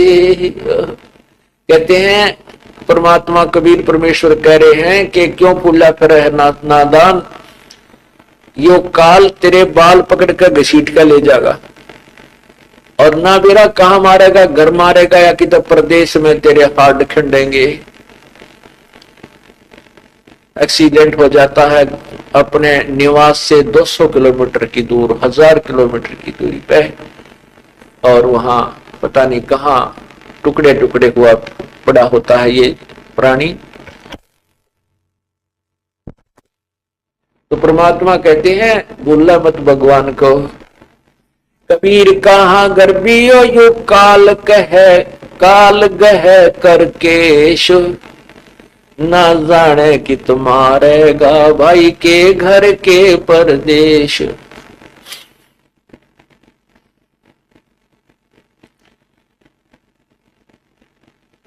ये ऐसा संसार है जैसा संबल फूल, 10 दिन के व्यवहार में इस झूठे रंग ना भूले। क्या बताते हैं कि ये संसार, ये जीवन जिसको तू अपना मानता है और इसी में तू सुख ढूंढना चाहता है, जैसे प्रत्येक व्यक्ति का, बहन और भाई का एक विशेष दृष्टिकोण होता है कि मैं अब बालक हूं, फिर जवान होऊंगा, युवा होऊंगा, मेरा ब्याह होगा, शादी होगी, और शादी के बाद फिर मेरी संतान होगी और मैं अच्छी कमाई करूंगा, बढ़िया मकान बनाऊंगा, अपने बच्चों को अच्छी शिक्षा दूंगा, उनके लिए अच्छी संपत्ति जोड़ूंगा, फिर उन बच्चों का विवाह करूंगा, और फिर पोते हो जाएंगे, पोती होंगी, देवते देवती हो जाएंगी, और फिर मैं बुढ़ापे में मौज करूंगा। यह भूल है इंसान की। कहते हैं बुढ़ापे में तो मौज कर ली, तरह जिए जाने का जिसी मौज करेगा। अब ये ज्ञान बिना हम ऐसे अपने ही आप संकल्प विकल्प करके और सेट रहते हैं। कहते हैं कबीर ये ऐसा संसार है जैसा संभल फूल, और 10 दिन के व्यवहार को इस झूठे रंग ना भूल। संबल से लगे डोडे ढूंढे। एक सुआ होता है, सुआ कहते हैं तोते को, और एक संभल का वृक्ष होता है, वो छोटा सा जब होता है और परिपक्व होता है, उसके बढ़िया बढ़िया पत्ते होते हैं, सुंदर हरा भरा रहता है, और उसके फल इतने सुंदर फूल, और फिर फल ऐसे लगते हैं जैसे बहुत ही अच्छा कोई खाद्य फल हो। लेकिन उसके फल में, संभल के वृक्ष के फल में रुई होती है, उसमें रुई होती है जैसे डोडे, आंख के डोडों में कपास टाइप होती है, रुई होती है, ऐसे ही वो संभल के पेड़ में वो उसको वो फल इतने अच्छे लगते हैं और बड़े पीले पीले हो जाते हैं। तो तोता ये सोचकर कि जब इस पेड़ को फल लगेंगे मैं फल आहार करूंगा, बड़े अच्छे फल हैं इसके, बहुत अच्छा हरा भरा वृक्ष है। और जब वो फल परिपक्व हुए और तोते ने मारी चोंच आछी जचा के बढ़िया, क्योंकि उसको सोचकर ये फल बहुत मीठा मिलेगा क्योंकि वो परिपक्व हो चुका था। जो ही तोते ने चोंच मारी दबा के और वह रुई फंस गई उसके मुंह में, जान बचानी मुश्किल हो गई। वो खाद्य पदार्थ नहीं था, वो जो वस्तु वो सोच रहा था वो नहीं थी। ऐसे ही बताते हैं कि तू इस संसार को और इस परिवार को ऐसे सिंबल के पेड़ की तरह सींच रहा है, आशा कर रहा है कि मैं जब इसके फल लगेंगे अर्थात जब तेरे पत्ते पत्ती हो जाएंगे फिर तू आनंद से सुख से रहा करेगा। कहते फिर तो सुख तो रह लिया, तेरा जिए जानेगा। और ये ना 2-3 बुढ़िया तो पूछ लियो बुजुर्गों से, उनकी इलाके बन रही है। एक भक्त बना हमारा, अच्छा अधिकारी रिटायर हुआ,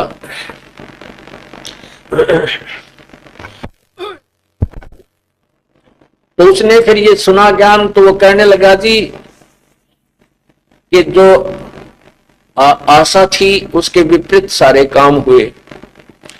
एक पुत्र, उसकी शादी कर दी, वह पुत्र वधू अब 16 माथे नहीं बोलती, और बेटा है वो भी बस मैं जानू मेरा जी जाने कैसे परेशान करता है। पेंशन मिली थी, जो अभी रिटायर होने पर जो पैसा मिला था सारा ले लिया।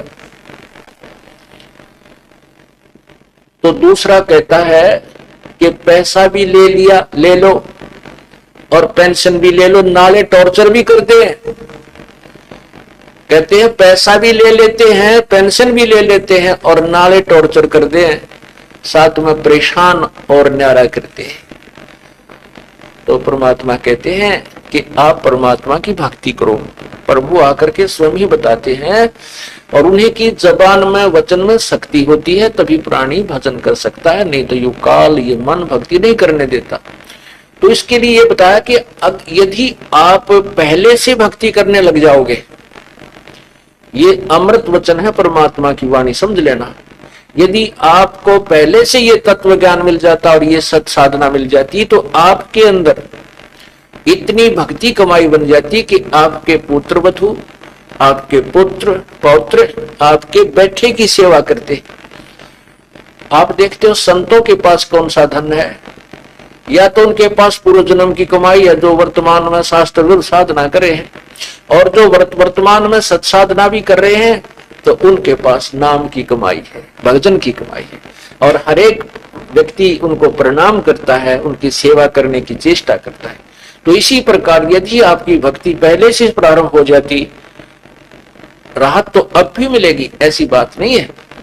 अभी वो अब थोड़ा सा सेट होने में टाइम लेगा परमात्मा, क्योंकि आपकी कमाई बनवाएगा धीरे धीरे, और बहुत जन्मों से बिगड़ा हुआ काम है अपना, बहुत ये उलझ पुलझ हमारा जो संस्कार हैं इनको धीरे धीरे ठीक करेगा। फिर वो पुत्र भी पुत्र वधू भी अपने आप ठीक होने लग जाएंगे। यदि पहले से भक्ति कर रहा होता तो ये आपत्ति आप पर नहीं आती। परमात्मा कोई ना कोई ऐसी व्यवस्था कर देता आपकी। तो इसलिए कहते हैं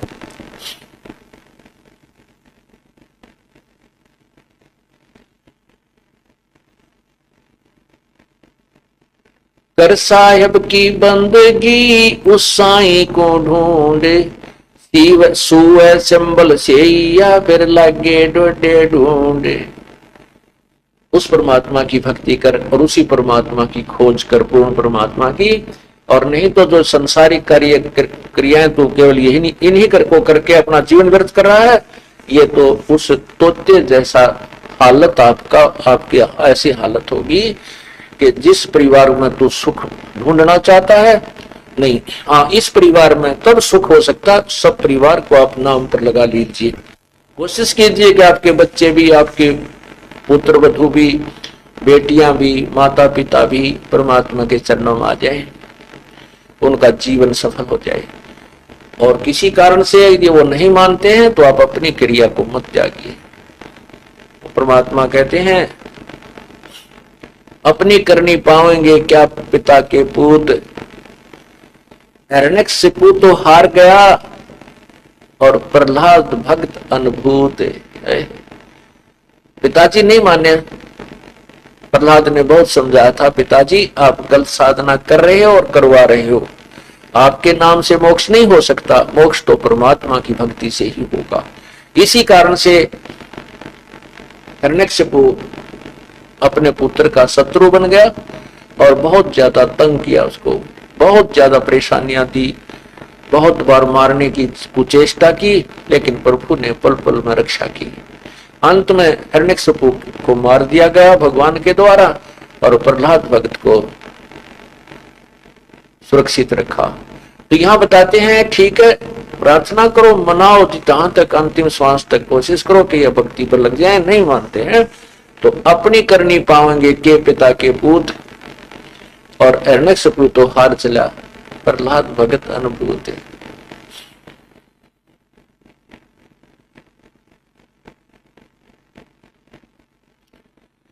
इस झूठे सुख को सुख कहे ये मान रहा मन मोद, ये सकल जबीना काल का भाई, कुछ मुख में कुछ गोद।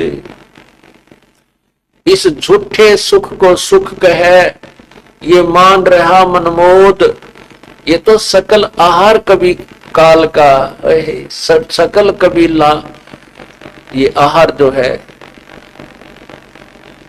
काल का, कुछ मुख में कुछ गोद। सकल चबीना काल का, 1 लाख तो आज पूरे कर लिए उसने, 12 बजे तक और कर लेगा, रह रहे होंगे तो कुछ है? और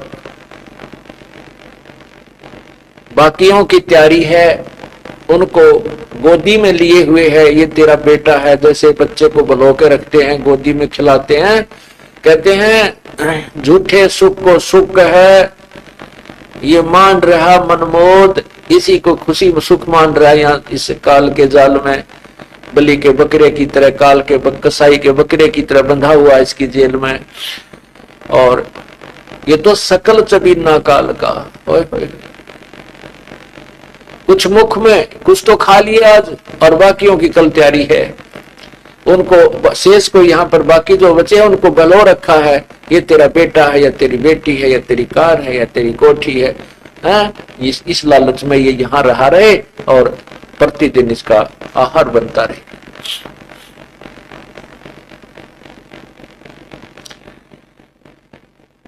मौत बेसारी बावरे अचरज किया कौन है, तन माटी में मिलेगा जो आटे में लोन। जामन मरण विचार करिए कूड़े काम निवारे, जिन पंथों तुझ चालना सोए पंथ संवारे। जामन मरण विचार कहे कि ये जन्म और मृत्यु सबसे भयंकर कर्म हमारे बंधा हुआ है, और इसका पूर्ण विचार करके तत्व ज्ञान सुन के, क्या सुन के कि कोट जन्म तन भर मत होगे कुछ ना हाथ लगा रे, कुकर सोकर खरबा बोरे गौआ हंस बुगारे। कोटि जन्म तू राजा के ना मिटी न मन की आशा, भिक्षक होकर दर दर घूमा मिला न निर्गुण रसा। इंद्र कुबेर इसकी पदवी ब्रह्मा वर्ण धनुराया, विष्णुनाथ के लोक को जाकर फिर भी उल्टा आया। असंग जन्म तो मरता होगे जीवित क्यों न मरे रे, द्वादश मध्य मैल मुटको रे बहर न दे धरे रे। दो जक बहिष्ठ सभी तो देखे राजपाट के रसिया, 3 लोक से तरपत नाही ये मन भोगी खसिया। सतगुर मिले तो इच्छा मेटे पद मिल पदे समाना, चल हंसा उस लोक पठाओ जो आदि अमर अस्थाना। 4 मुक्ति जहाँ चंपी करती माया होरी दासी, दास गरीब अभय पद पर से वो मिले राम अविनाशी। कहते हैं इन जन्म और मृत्यु के झंझट को विचार कर, ये कूड़े काम निवार, ये गंदे कर्म छोड़ दे, ये बदफैल त्याग दे, बीड़ी पीना, शराब पीना, तम्बाकू हुक्का पीना, मांस खाना, चोरी करना, जारी करना, डाके मारना, 2 के 20 बनाना, रिश्वत लेना। कहते हैं ये जुल्म त्याग दे। जामन मरण विचारे का ये कूड़े काम निवारे, जिस जिन पंथों तो चलना सोहे पंथ संवारे। अपने उस रास्ते को साफ कर ले, परमात्मा वाले रास्ते पर चल। अपने जीवन सफर में जो आगे तेरे पाप कर्म रूपी कांटे हैं उनको इस सत्य नाम रूपी सिमरन से बुहार ले, साफ कर ले, तेरा जीवन ठीक रहेगा। वो कष्टदायी जो दायक कर्म है वो नष्ट हो जाएंगे।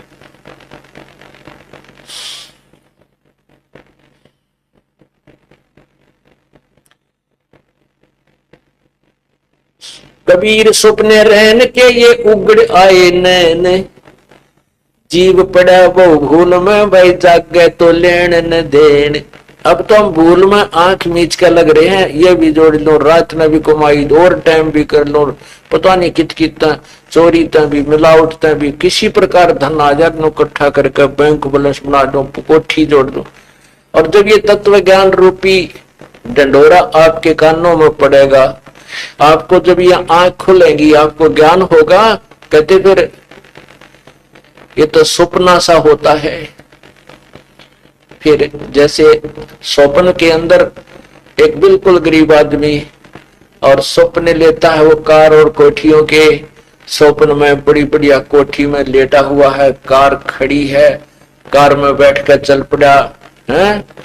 और फिर घरवाली ने रुका मारा, खड़ा वाले मजदूरी में नहीं जाना क्या।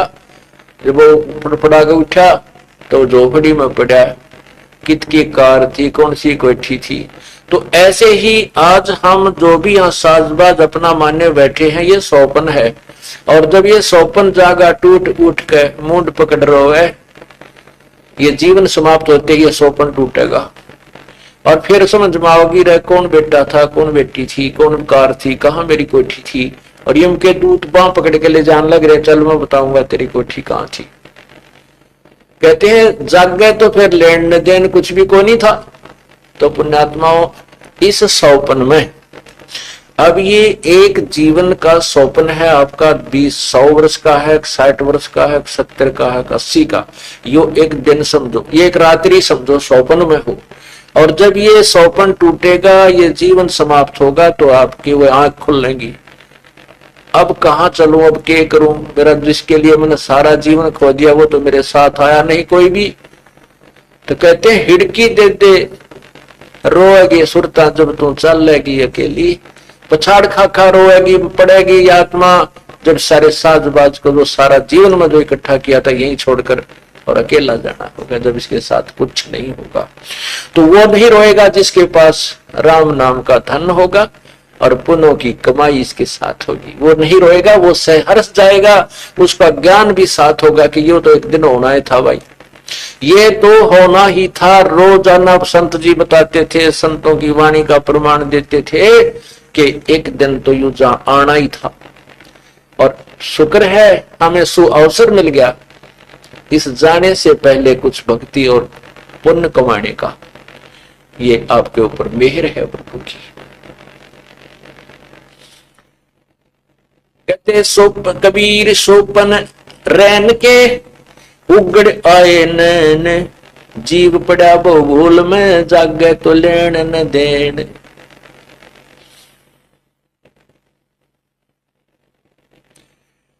आज के काल के 5 दिन तेरा जंगल होगा वाश, ऊपर ऊपर फिरेंगे ये ढोर चुगंदेगा से। आज नहीं तो काल और ना 10 दिन में 100, यानी कहने का भाव ये है कि एक दिन तेरी मृत्यु होगी और तुझे ये घर बार छोड़ करके जंगल में ले जाएंगे, वहां तेरी काया का शरीर का अंत करेंगे और आपके शरीर की राख के ऊपर घास उगेगा और उस घास को डांगर खाया करेंगे, ढोर खाया करेंगे, ऊपर चरा करेंगे। कहने का भाव यह है कि हम इस शरीर से प्रिय किसी को नहीं मानते, उसके बाद अपने मकान कोठियों को अपना मानते। परमात्मा कहते हैं ये तो जब तक निर्धारित समय है तब तक तेरा है और इससे लाभ उठा जो हम बता रहे हैं। ये देही सोंगी नहीं, ये सस्ती नहीं है, ये महंगी रत्नों मोल, ये सस्ती नहीं है। और यदि इसे परमात्मा की भक्ति पूर्ण नहीं की, सतभक्ति नहीं की, तो ये देही किसी काम की नहीं है, क्योंकि ये तो हार्ड चाम का पुतला है। और इस मिट्टी से, 5 तत्वों के पुतले से हमने जैसे मिट्टी से सोना उगाया जाता है, खेती किसान खेती करता है उस मिट्टी से ही और मालो माल हो जाता है, ऐसे इस मिट्टी से हमने राम नाम का धन या खेती करनी चाहिए। वो ना करके हम बाकी जो कुमत कर रहे हैं और केवल संसारी कार्य में जीवन व्यर्थ कर रहे हैं, इसके लिए परमात्मा की वाणी हमें समझा रही है। परमात्मा कह रहे हैं कि इस जो संसारिक कर्म है, इसके साथ साथ भगवान की जो भक्ति वाला कार्य भी अवश्य कीजिए। कहते मरे कबीर मरेंगे मर जावेंगे, नाम न लेगा कोई, उजड़ जा बसेंगे ये छाड़ बसंती लोए। कबीर खेत किसाने का यो मर्गों खाया झाड़, खेत बेचारा के करे यो खसम न करता बाड़े। ये 5 मृग, काम क्रोध मोलो अहंकार रूपी जो मृग हैं, कहते हैं इस शरीर रूपी खेत को बर्बाद कर रहे हैं। और कहते हैं मृग तो खाएंगे भाई, ये प्राणी तो इनको खाएंगे खेत को, यदि धनी उसकी बाढ़ नहीं करेगा, उसकी कोई डिफेंस नहीं करेगा। तो फिर कहते हैं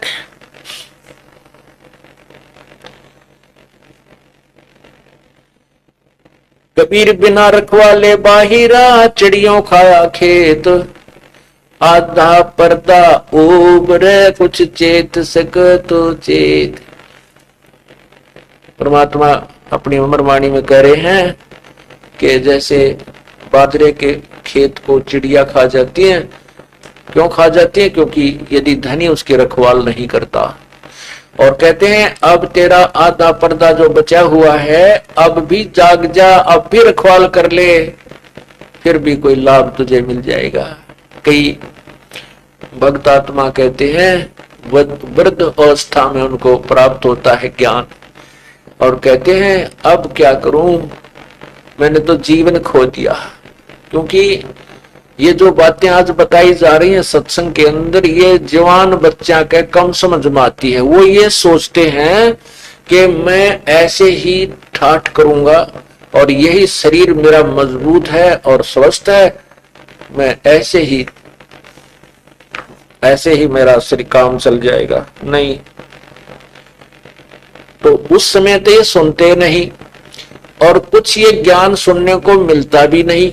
कि ऐसे जैसे हम भी गांव से में निवास करते थे, और हमारे माता पिता, दादाजी, दादी जी, चाचा चाची, जितने भी कुल के परिवार के सदस्य देखे, कोई भी राम नाम का निर्णय नहीं, और ना ही कभी कहीं सत्संग की चर्चा की तरह राम नाम का जिक्र होया हो। कदे हमने सुना भी नहीं उनके मुंह तक हम की तरह सत्संग सुन गए थे या जाना चाहिए।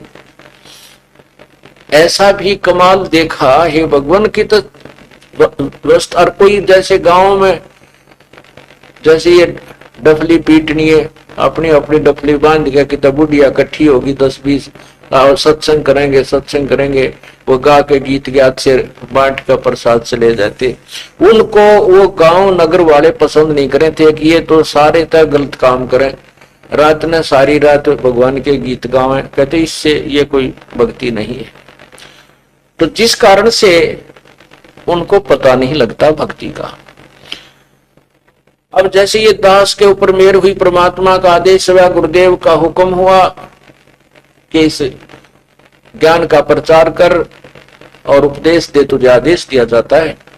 फिर गांव गांव में, नगर नगर में जाकर के सत्संग प्रारंभ किए दास ने। एक बुजुर्ग, क्योंकि गांव में इन सत्संग को अच्छा नहीं मानते थे,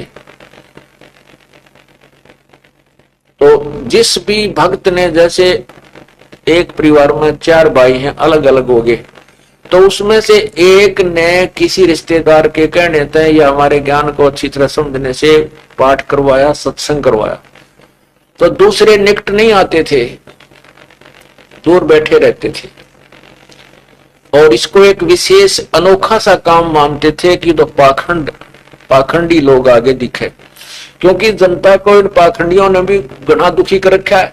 और जब सच्चा कार्य, सच्चा ज्ञान शुरू होता है, सच्चा क्रियाक्रम शुरू होता है, तो उस पूर्व में हुए पाखंड के कारण उस सत्य को भी पाखंड ही कहा जाता है, गिना जाता है। तो ऐसे ये दास वहां पाठ किया करने गए, सत्संग किया रात्रि में। उनका जो पिताजी था जिसके हम सत्संग कर रहे थे, वो कम से कम 60-65 साल की उम्र का हो रहा था। वो हमारे पास नहीं आया, वो अपने चौबारे में अलग दूसरे बेटे के घर में ऊपर बैठ गए, हुक्का पीवे, और उधर से हमने स्पीकर ला रखे, वो सत्संग भी सुने, देखेंगे ये पाखंडी क्या कहेंगे। तो उसने सत्संग सुना सारी रात उस दिन ऐसे ही, क्योंकि सत्संग तो एक ऐसी जड़ी है, यदि कोई राम नाम का चाहने वाला है तुरंत काम करती है। उस बुजुर्ग ने वो सत्संग सुना। अगले दिन जब हम सत्संग करने लगे, शाम को, हम रात्रि में सत्संग करते थे क्योंकि दिन में कोई काम धंधा करके शाम में सारे सुन ले, तो उनका पिताजी सत्संग में आकर बैठ गया। वहां 20-30-50 भगत तो बैठे होंगे जहां दास सत्संग कर रहा था उनके घर में, आंगन में, गर्मियों के दिन थे। उसने फिर सत्संग सुना, और सत्संग सुनने के बाद जो दूसरे गांव के थे वो तो चले गए भक्तजन, हम अपनी कुछ काम लाग गए, वहां पाठ चल रहा था और मैं वहां बैठा था। 5-4 भगत हो रह गए, रो बूढ़ा भी निकट से आकर बैठ गया। उसकी आंखों में पानी भराया।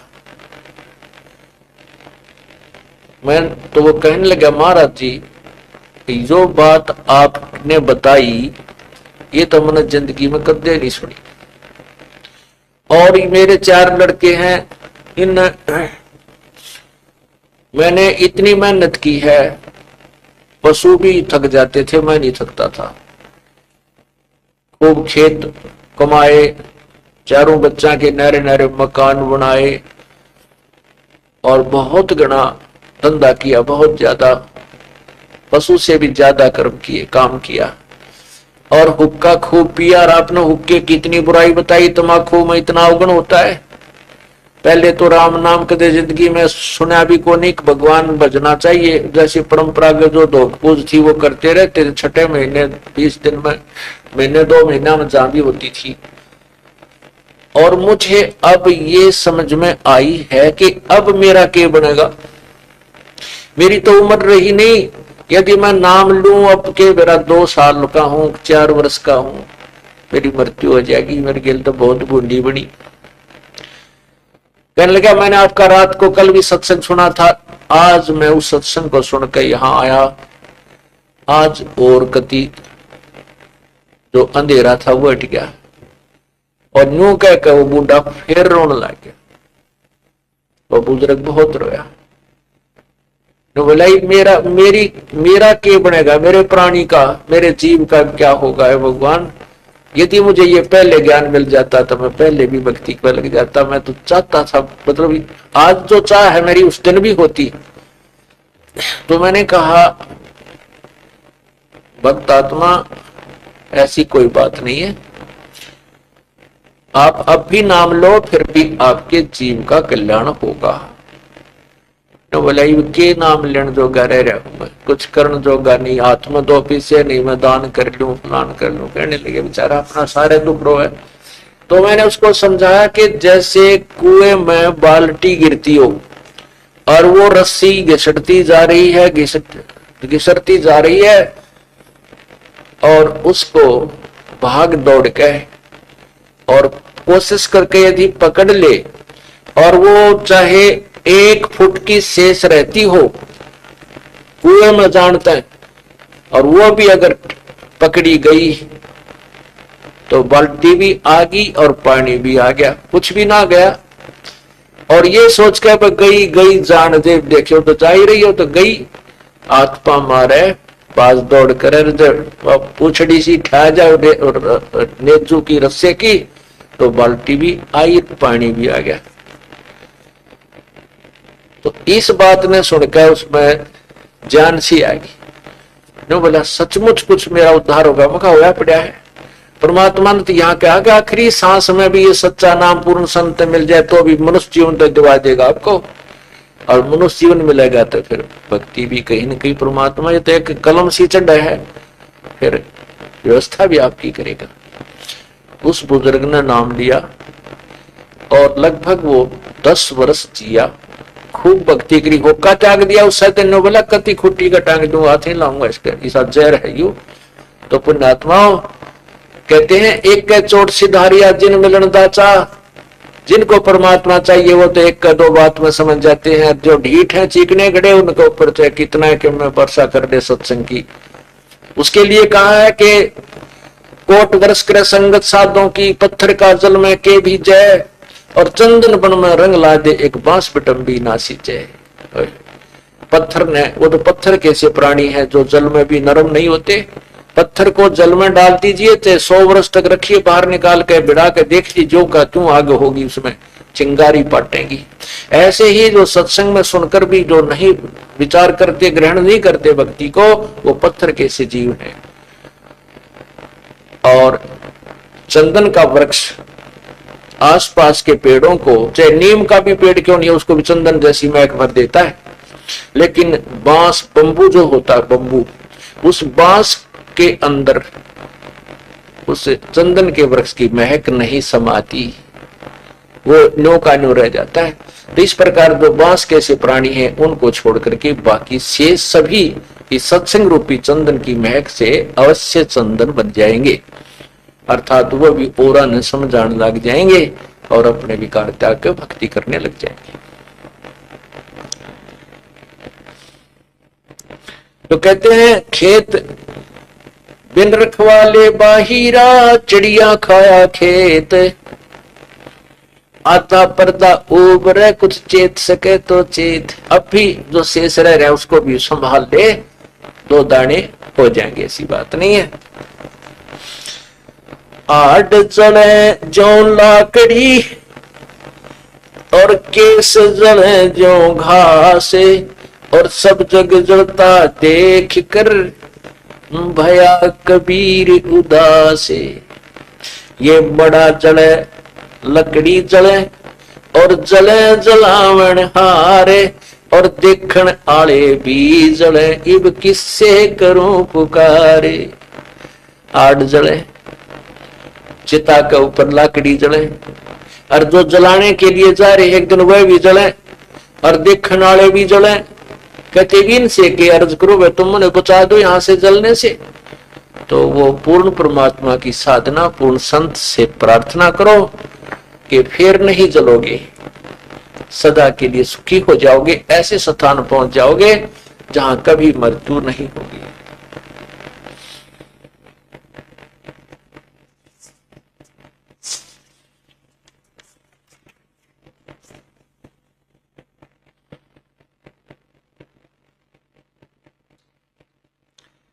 कबीर इस संसार में यो गणा मनुष्य मतिहीन, राम नाम जाने नहीं यो माया के अधीन।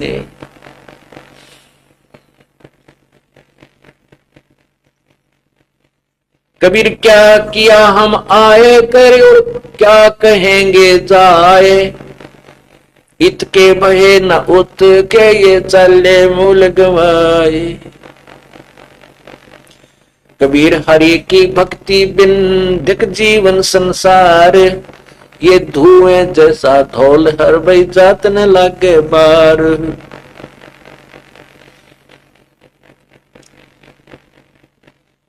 ये अवसर चेता नहीं और पशु जो पाली दे,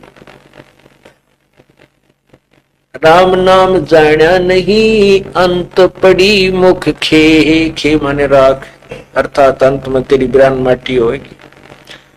राम नाम जाना नहीं ता मुख आने अन्न, के मूसा के कातरा नो खा के खोया जन्म।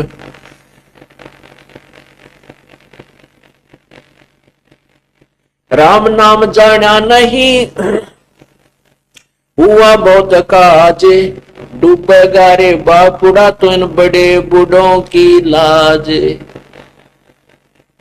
अब बड़े बूढ़ों की लाज कैसे बताते हैं कि भाई हमारे भक्त जो पुण्यात्मा बच्चे भी हैं, बेटे बेटी भी हैं, सभी नाम ले लेते हैं और फिर उनको कहा जाता है कि हुक्का, तम्बाकू, शराब, मांस पीने वाले को सहयोग भी नहीं देना है। ना तो शराब लाकर देनी है, ना मांस लाना है, ना उसके पैसे देने हैं। और आपके कोई बुजुर्ग हुक्का आदि पीता है तो उसको हुक्का भरकर नहीं देना है। तो यहाँ आकर बात अड़ जाती है कि भाई घर के गांव के लोग रिश्तेदार नो कहें भाई थारे तो आना है, फिर आपके यहाँ तो आना ही व्यर्थ है, तुम तो आए का आदर नहीं करते, तुम हुक्का भी ना भरते। कहते हैं ये लोक लाज में यदि तू बड़ा अड़ा रहा तो ब्रान माटी होगी। आए हुए व्यक्ति को चाय पिला, दूध पिला, रोटी खवा, और घना तो ज्यादा सेवा करना चाहता था हलवा बना, काजू किशमिश खिला। हुक्का तो एक विष है, एक घोर पाप है तो तम्बाकू पिलाना और उसमें सहयोग करना, हुक्का भर के देना या बीड़ी ला के दे देना, घोर पाप है। जैसे कोई अपराधी अपराध कर रहा है और उसमें कोई सहयोग दे रहा है तो वो भी अपराधी है, दोनों को सजा होती है। आप सत्संग में सुनते हो कि 100 नारी जारी करे ये सुरापान 100 बार, एक चलम हुक्का भरे वो डूबे काली दारे। कितना भयंकर पाप है एक हुक्का भर के देने का। हम छोटे से थे जब हमारे पिताजी, दादाजी, चाचे ताऊ हुक्का पिया करते, और कोई जैसे हम नहीं पीते थे और हम हुक्का भरने लगते तो वो न्यू कहा करते ना भाई हमने पाप लगेगा, और तुम जो हुक्का नहीं, और भी कोई जो हुक्का नहीं पीता वो चलम उठा कर चल पड़ता, उससे ले लिया करते ना भाई तुझे हमने पाप लगेगा तो हुक्का नहीं पीता, हम तेरे से नहीं भरवाएंगे। इतनी तो मर्यादा उस समय थी। और ईब तो जुल्म हो रहा है, बहु हुक्का ना भरा तो बुढ़ा रुस जा, वो तेरा गजब बुढ़िया पीवे उकटी, और उकटी आवे बुढ़िया की, फिर दूसर में पुत्र वधु लेकर नहीं आई तो बुढ़िया रुष्ट हो जाए। ऐसा जुल्म कर दिया इस ज्ञान के बिना, कितने विकार कर लिए। औरतें पहले हम देखे माई उक्के के निकट भी नहीं जाया करती थी, उक्के का कितना पानी डल रहा होता तो उसके ऊपर को भी लांग करनी जाती थी। अरे भोका गुड़गुड़ा में कति पंचायत बना के बैठे गली में, सारे पीन लाएगी है तेरा गजब हो। विकारों को त्यागने की बजाय इसको ग्रहण कर लिया। एक बहन अपनी बहन को नाम दिलाने लाई, वो हमारा नाम दे रखा था एक ने, एक ले रही थी किसी और पंथ तय, और वहां भी 7-8 वर्ष से वो जा रही थी, दुखी नौकी नो थी। वो नाम दिलाने लाई तो उसने बताई कि मैं उस पंथ से उपदेश ले रखा है। मैंने कहा बहन फिर तो तू बीड़ी हुक्का भी पीती होगी। अगजी हुक्का तो ना पीती, बीड़ी बीड़ी पिया करो। मैं बोला ये तो त्यागनी पड़ेगी आपने, और नाम ले रखा आपने का बीड़ी पीऊं। नो बोली मैं पहले ना पिया करती, नाम लेने के बाद पीने लायक। मगर ये और बढ़िया काम किया, बेतने नाम लेने के बाद पीने लगी। तो वो कहने लगी हमारी 700 वो सत्संगिन है जो बहन माई, वो सारी पीवाए, और मेरे तीनों के ले पी ले तो प्रसाद से। तो मैं वो प्रसाद पीने लायकी, ये मेरी आदत पड़ गई। मैं बोला वे नहीं, छोड़ दे इसको, तब ये नाम मिलेगा, ना नाम नहीं देंगे बाप। तो उसने त्याग। मेरा भाव ये है कहने का कि अन्य सत्संग हैं और सत्संगी कहलाते हैं, वहां जाते भी हर विकार 100 के 100 करते हैं, और जो ना करते हुए भी करने लग जाते, फिर काय का सत्संग है? वो तो एक ड्रामाबाजी होगी, वो तो एक बहुत गलत स्थान हो गया जहां पर विकार ना करते वो भी करने लग जाते। तो इस प्रकार जब ज्ञान होता है तो इंसान क्या समझाते हैं कि एक चिलम हुक्का भरने से डूबे काली धार। इतना भयंकर पाप है। तो इस प्रकार जब हम इस बात को यहाँ सुनकर जाते हैं, फिर लोक लाज न देखते हैं, भाई क्या कहेगा, पड़ोसी क्या कहेगा, रिश्तेदार आ गया वो क्या कहेगा। तो ये देखो बुराई ने घर भी जो बुराई हमारे समाज में घर किए हुए है, इसने भी धीरे धीरे किया है। अब इसको ऐसे ही धीरे धीरे हमने नष्ट करना है। अब उस बुजुर्ग ने ये प्रार्थना करे कि यदि ये हुक्का और बहुत ही उत्तम मानते हो आप, तो अपने पोते ने या पोती ने पिला के दिखाओ। नहीं पिला सकते हैं। यदि कोई बच्चा, छोटा सा बालक और ऐसे नकल करता हुआ अपने दादा या पापा पिताजी की और हुक्का पी लेता है, गुरुडाटा ठाकुर साहब पानी फुल फुल खांसी उठे, तो फिर दादा धमका होगा, मारूंगा तेरा थप्पड़ जब फिर पिया है तो, बहुत बुंदी चीज है, इसने मत पीना। और आप पीने लग रहे, कमाल की बात है। बच्चे को तो खुरका रहा है, धमका रहा है कि मत पीना, इसको आज के बाद पीटूंगा, और फिर स्वयं पी रहा है और कहता है ये बेटा एक ब्रिक है, और तेरा गजब है। तो इस प्रकार हमने इस बुराई को नष्ट करना है, समाप्त करना है। ये बहुत भयंकर है और बहुत महापाप हमें लगता है। हुक्के का जो तमाकू धुआं छोड़ते हैं, इस वायुमंडल में बहुत से प्राणी हैं जो उड़ते रहते हैं और धुएं के उससे अंधे होकर नीचे गिरते, फिर पैरों तले कुचले जाते हैं। ये भी एक घोर पाप। एक घूंट के धुएं में कितने जीव मरते हैं, वायुमंडल में बहुत प्राणी होते हैं। तो ये बेमतलब का पाप और इकट्ठा करने लग रहे। तो ऐसे कहा कि इस डूबेगा रे बापड़े इन बड़े बूढ़ों की लाज। तो उस बुजुर्ग से कुछ समझावे, उसको उसका भी वो विकार छुड़वाने की चेष्टा करे। तो कहने का भाव ये है कि ये लोकलाज में जोड़ जे रहेंगे, क्या कहेंगे रिश्तेदार, क्या कहेंगे, और वो नाम खंड करता रहेगा, भक्ति करेगा नहीं, हुक्का भरता रहेगा, उसका नाम नहीं चलेगा क्योंकि फाउल हो जाएगा। तो वो बुढ़ा तो डूबा गया, वो परिवार भी डुबो लिया। तो बुजुर्ग को भी चाहिए छोड़ दे इस बुराई ने। हुक्का पीने तक, हुक्का छोड़ने से मरा नहीं बल्कि जीव सुधर जाएगा। या खांसी उठे, कलेजा ने कप उसमें फंसा पड़ा रहे सारे दिन है। तो एक बुढ़ा ने बोला सुबह हुक्का पी ले ना तो ये कप साफ हो जाता है, यानी बलगम साफ हो जाता है। तो एक डॉक्टर था, वो हमारा नाम ले रहा था, ने बोला ये कप बनाओ धुआं है, इस तमाकू तो कप बनाए तेरा ऑक्सीजन की कमी के कारण बुजुर्ग ने बोला रहने दे क्यों बकाव है।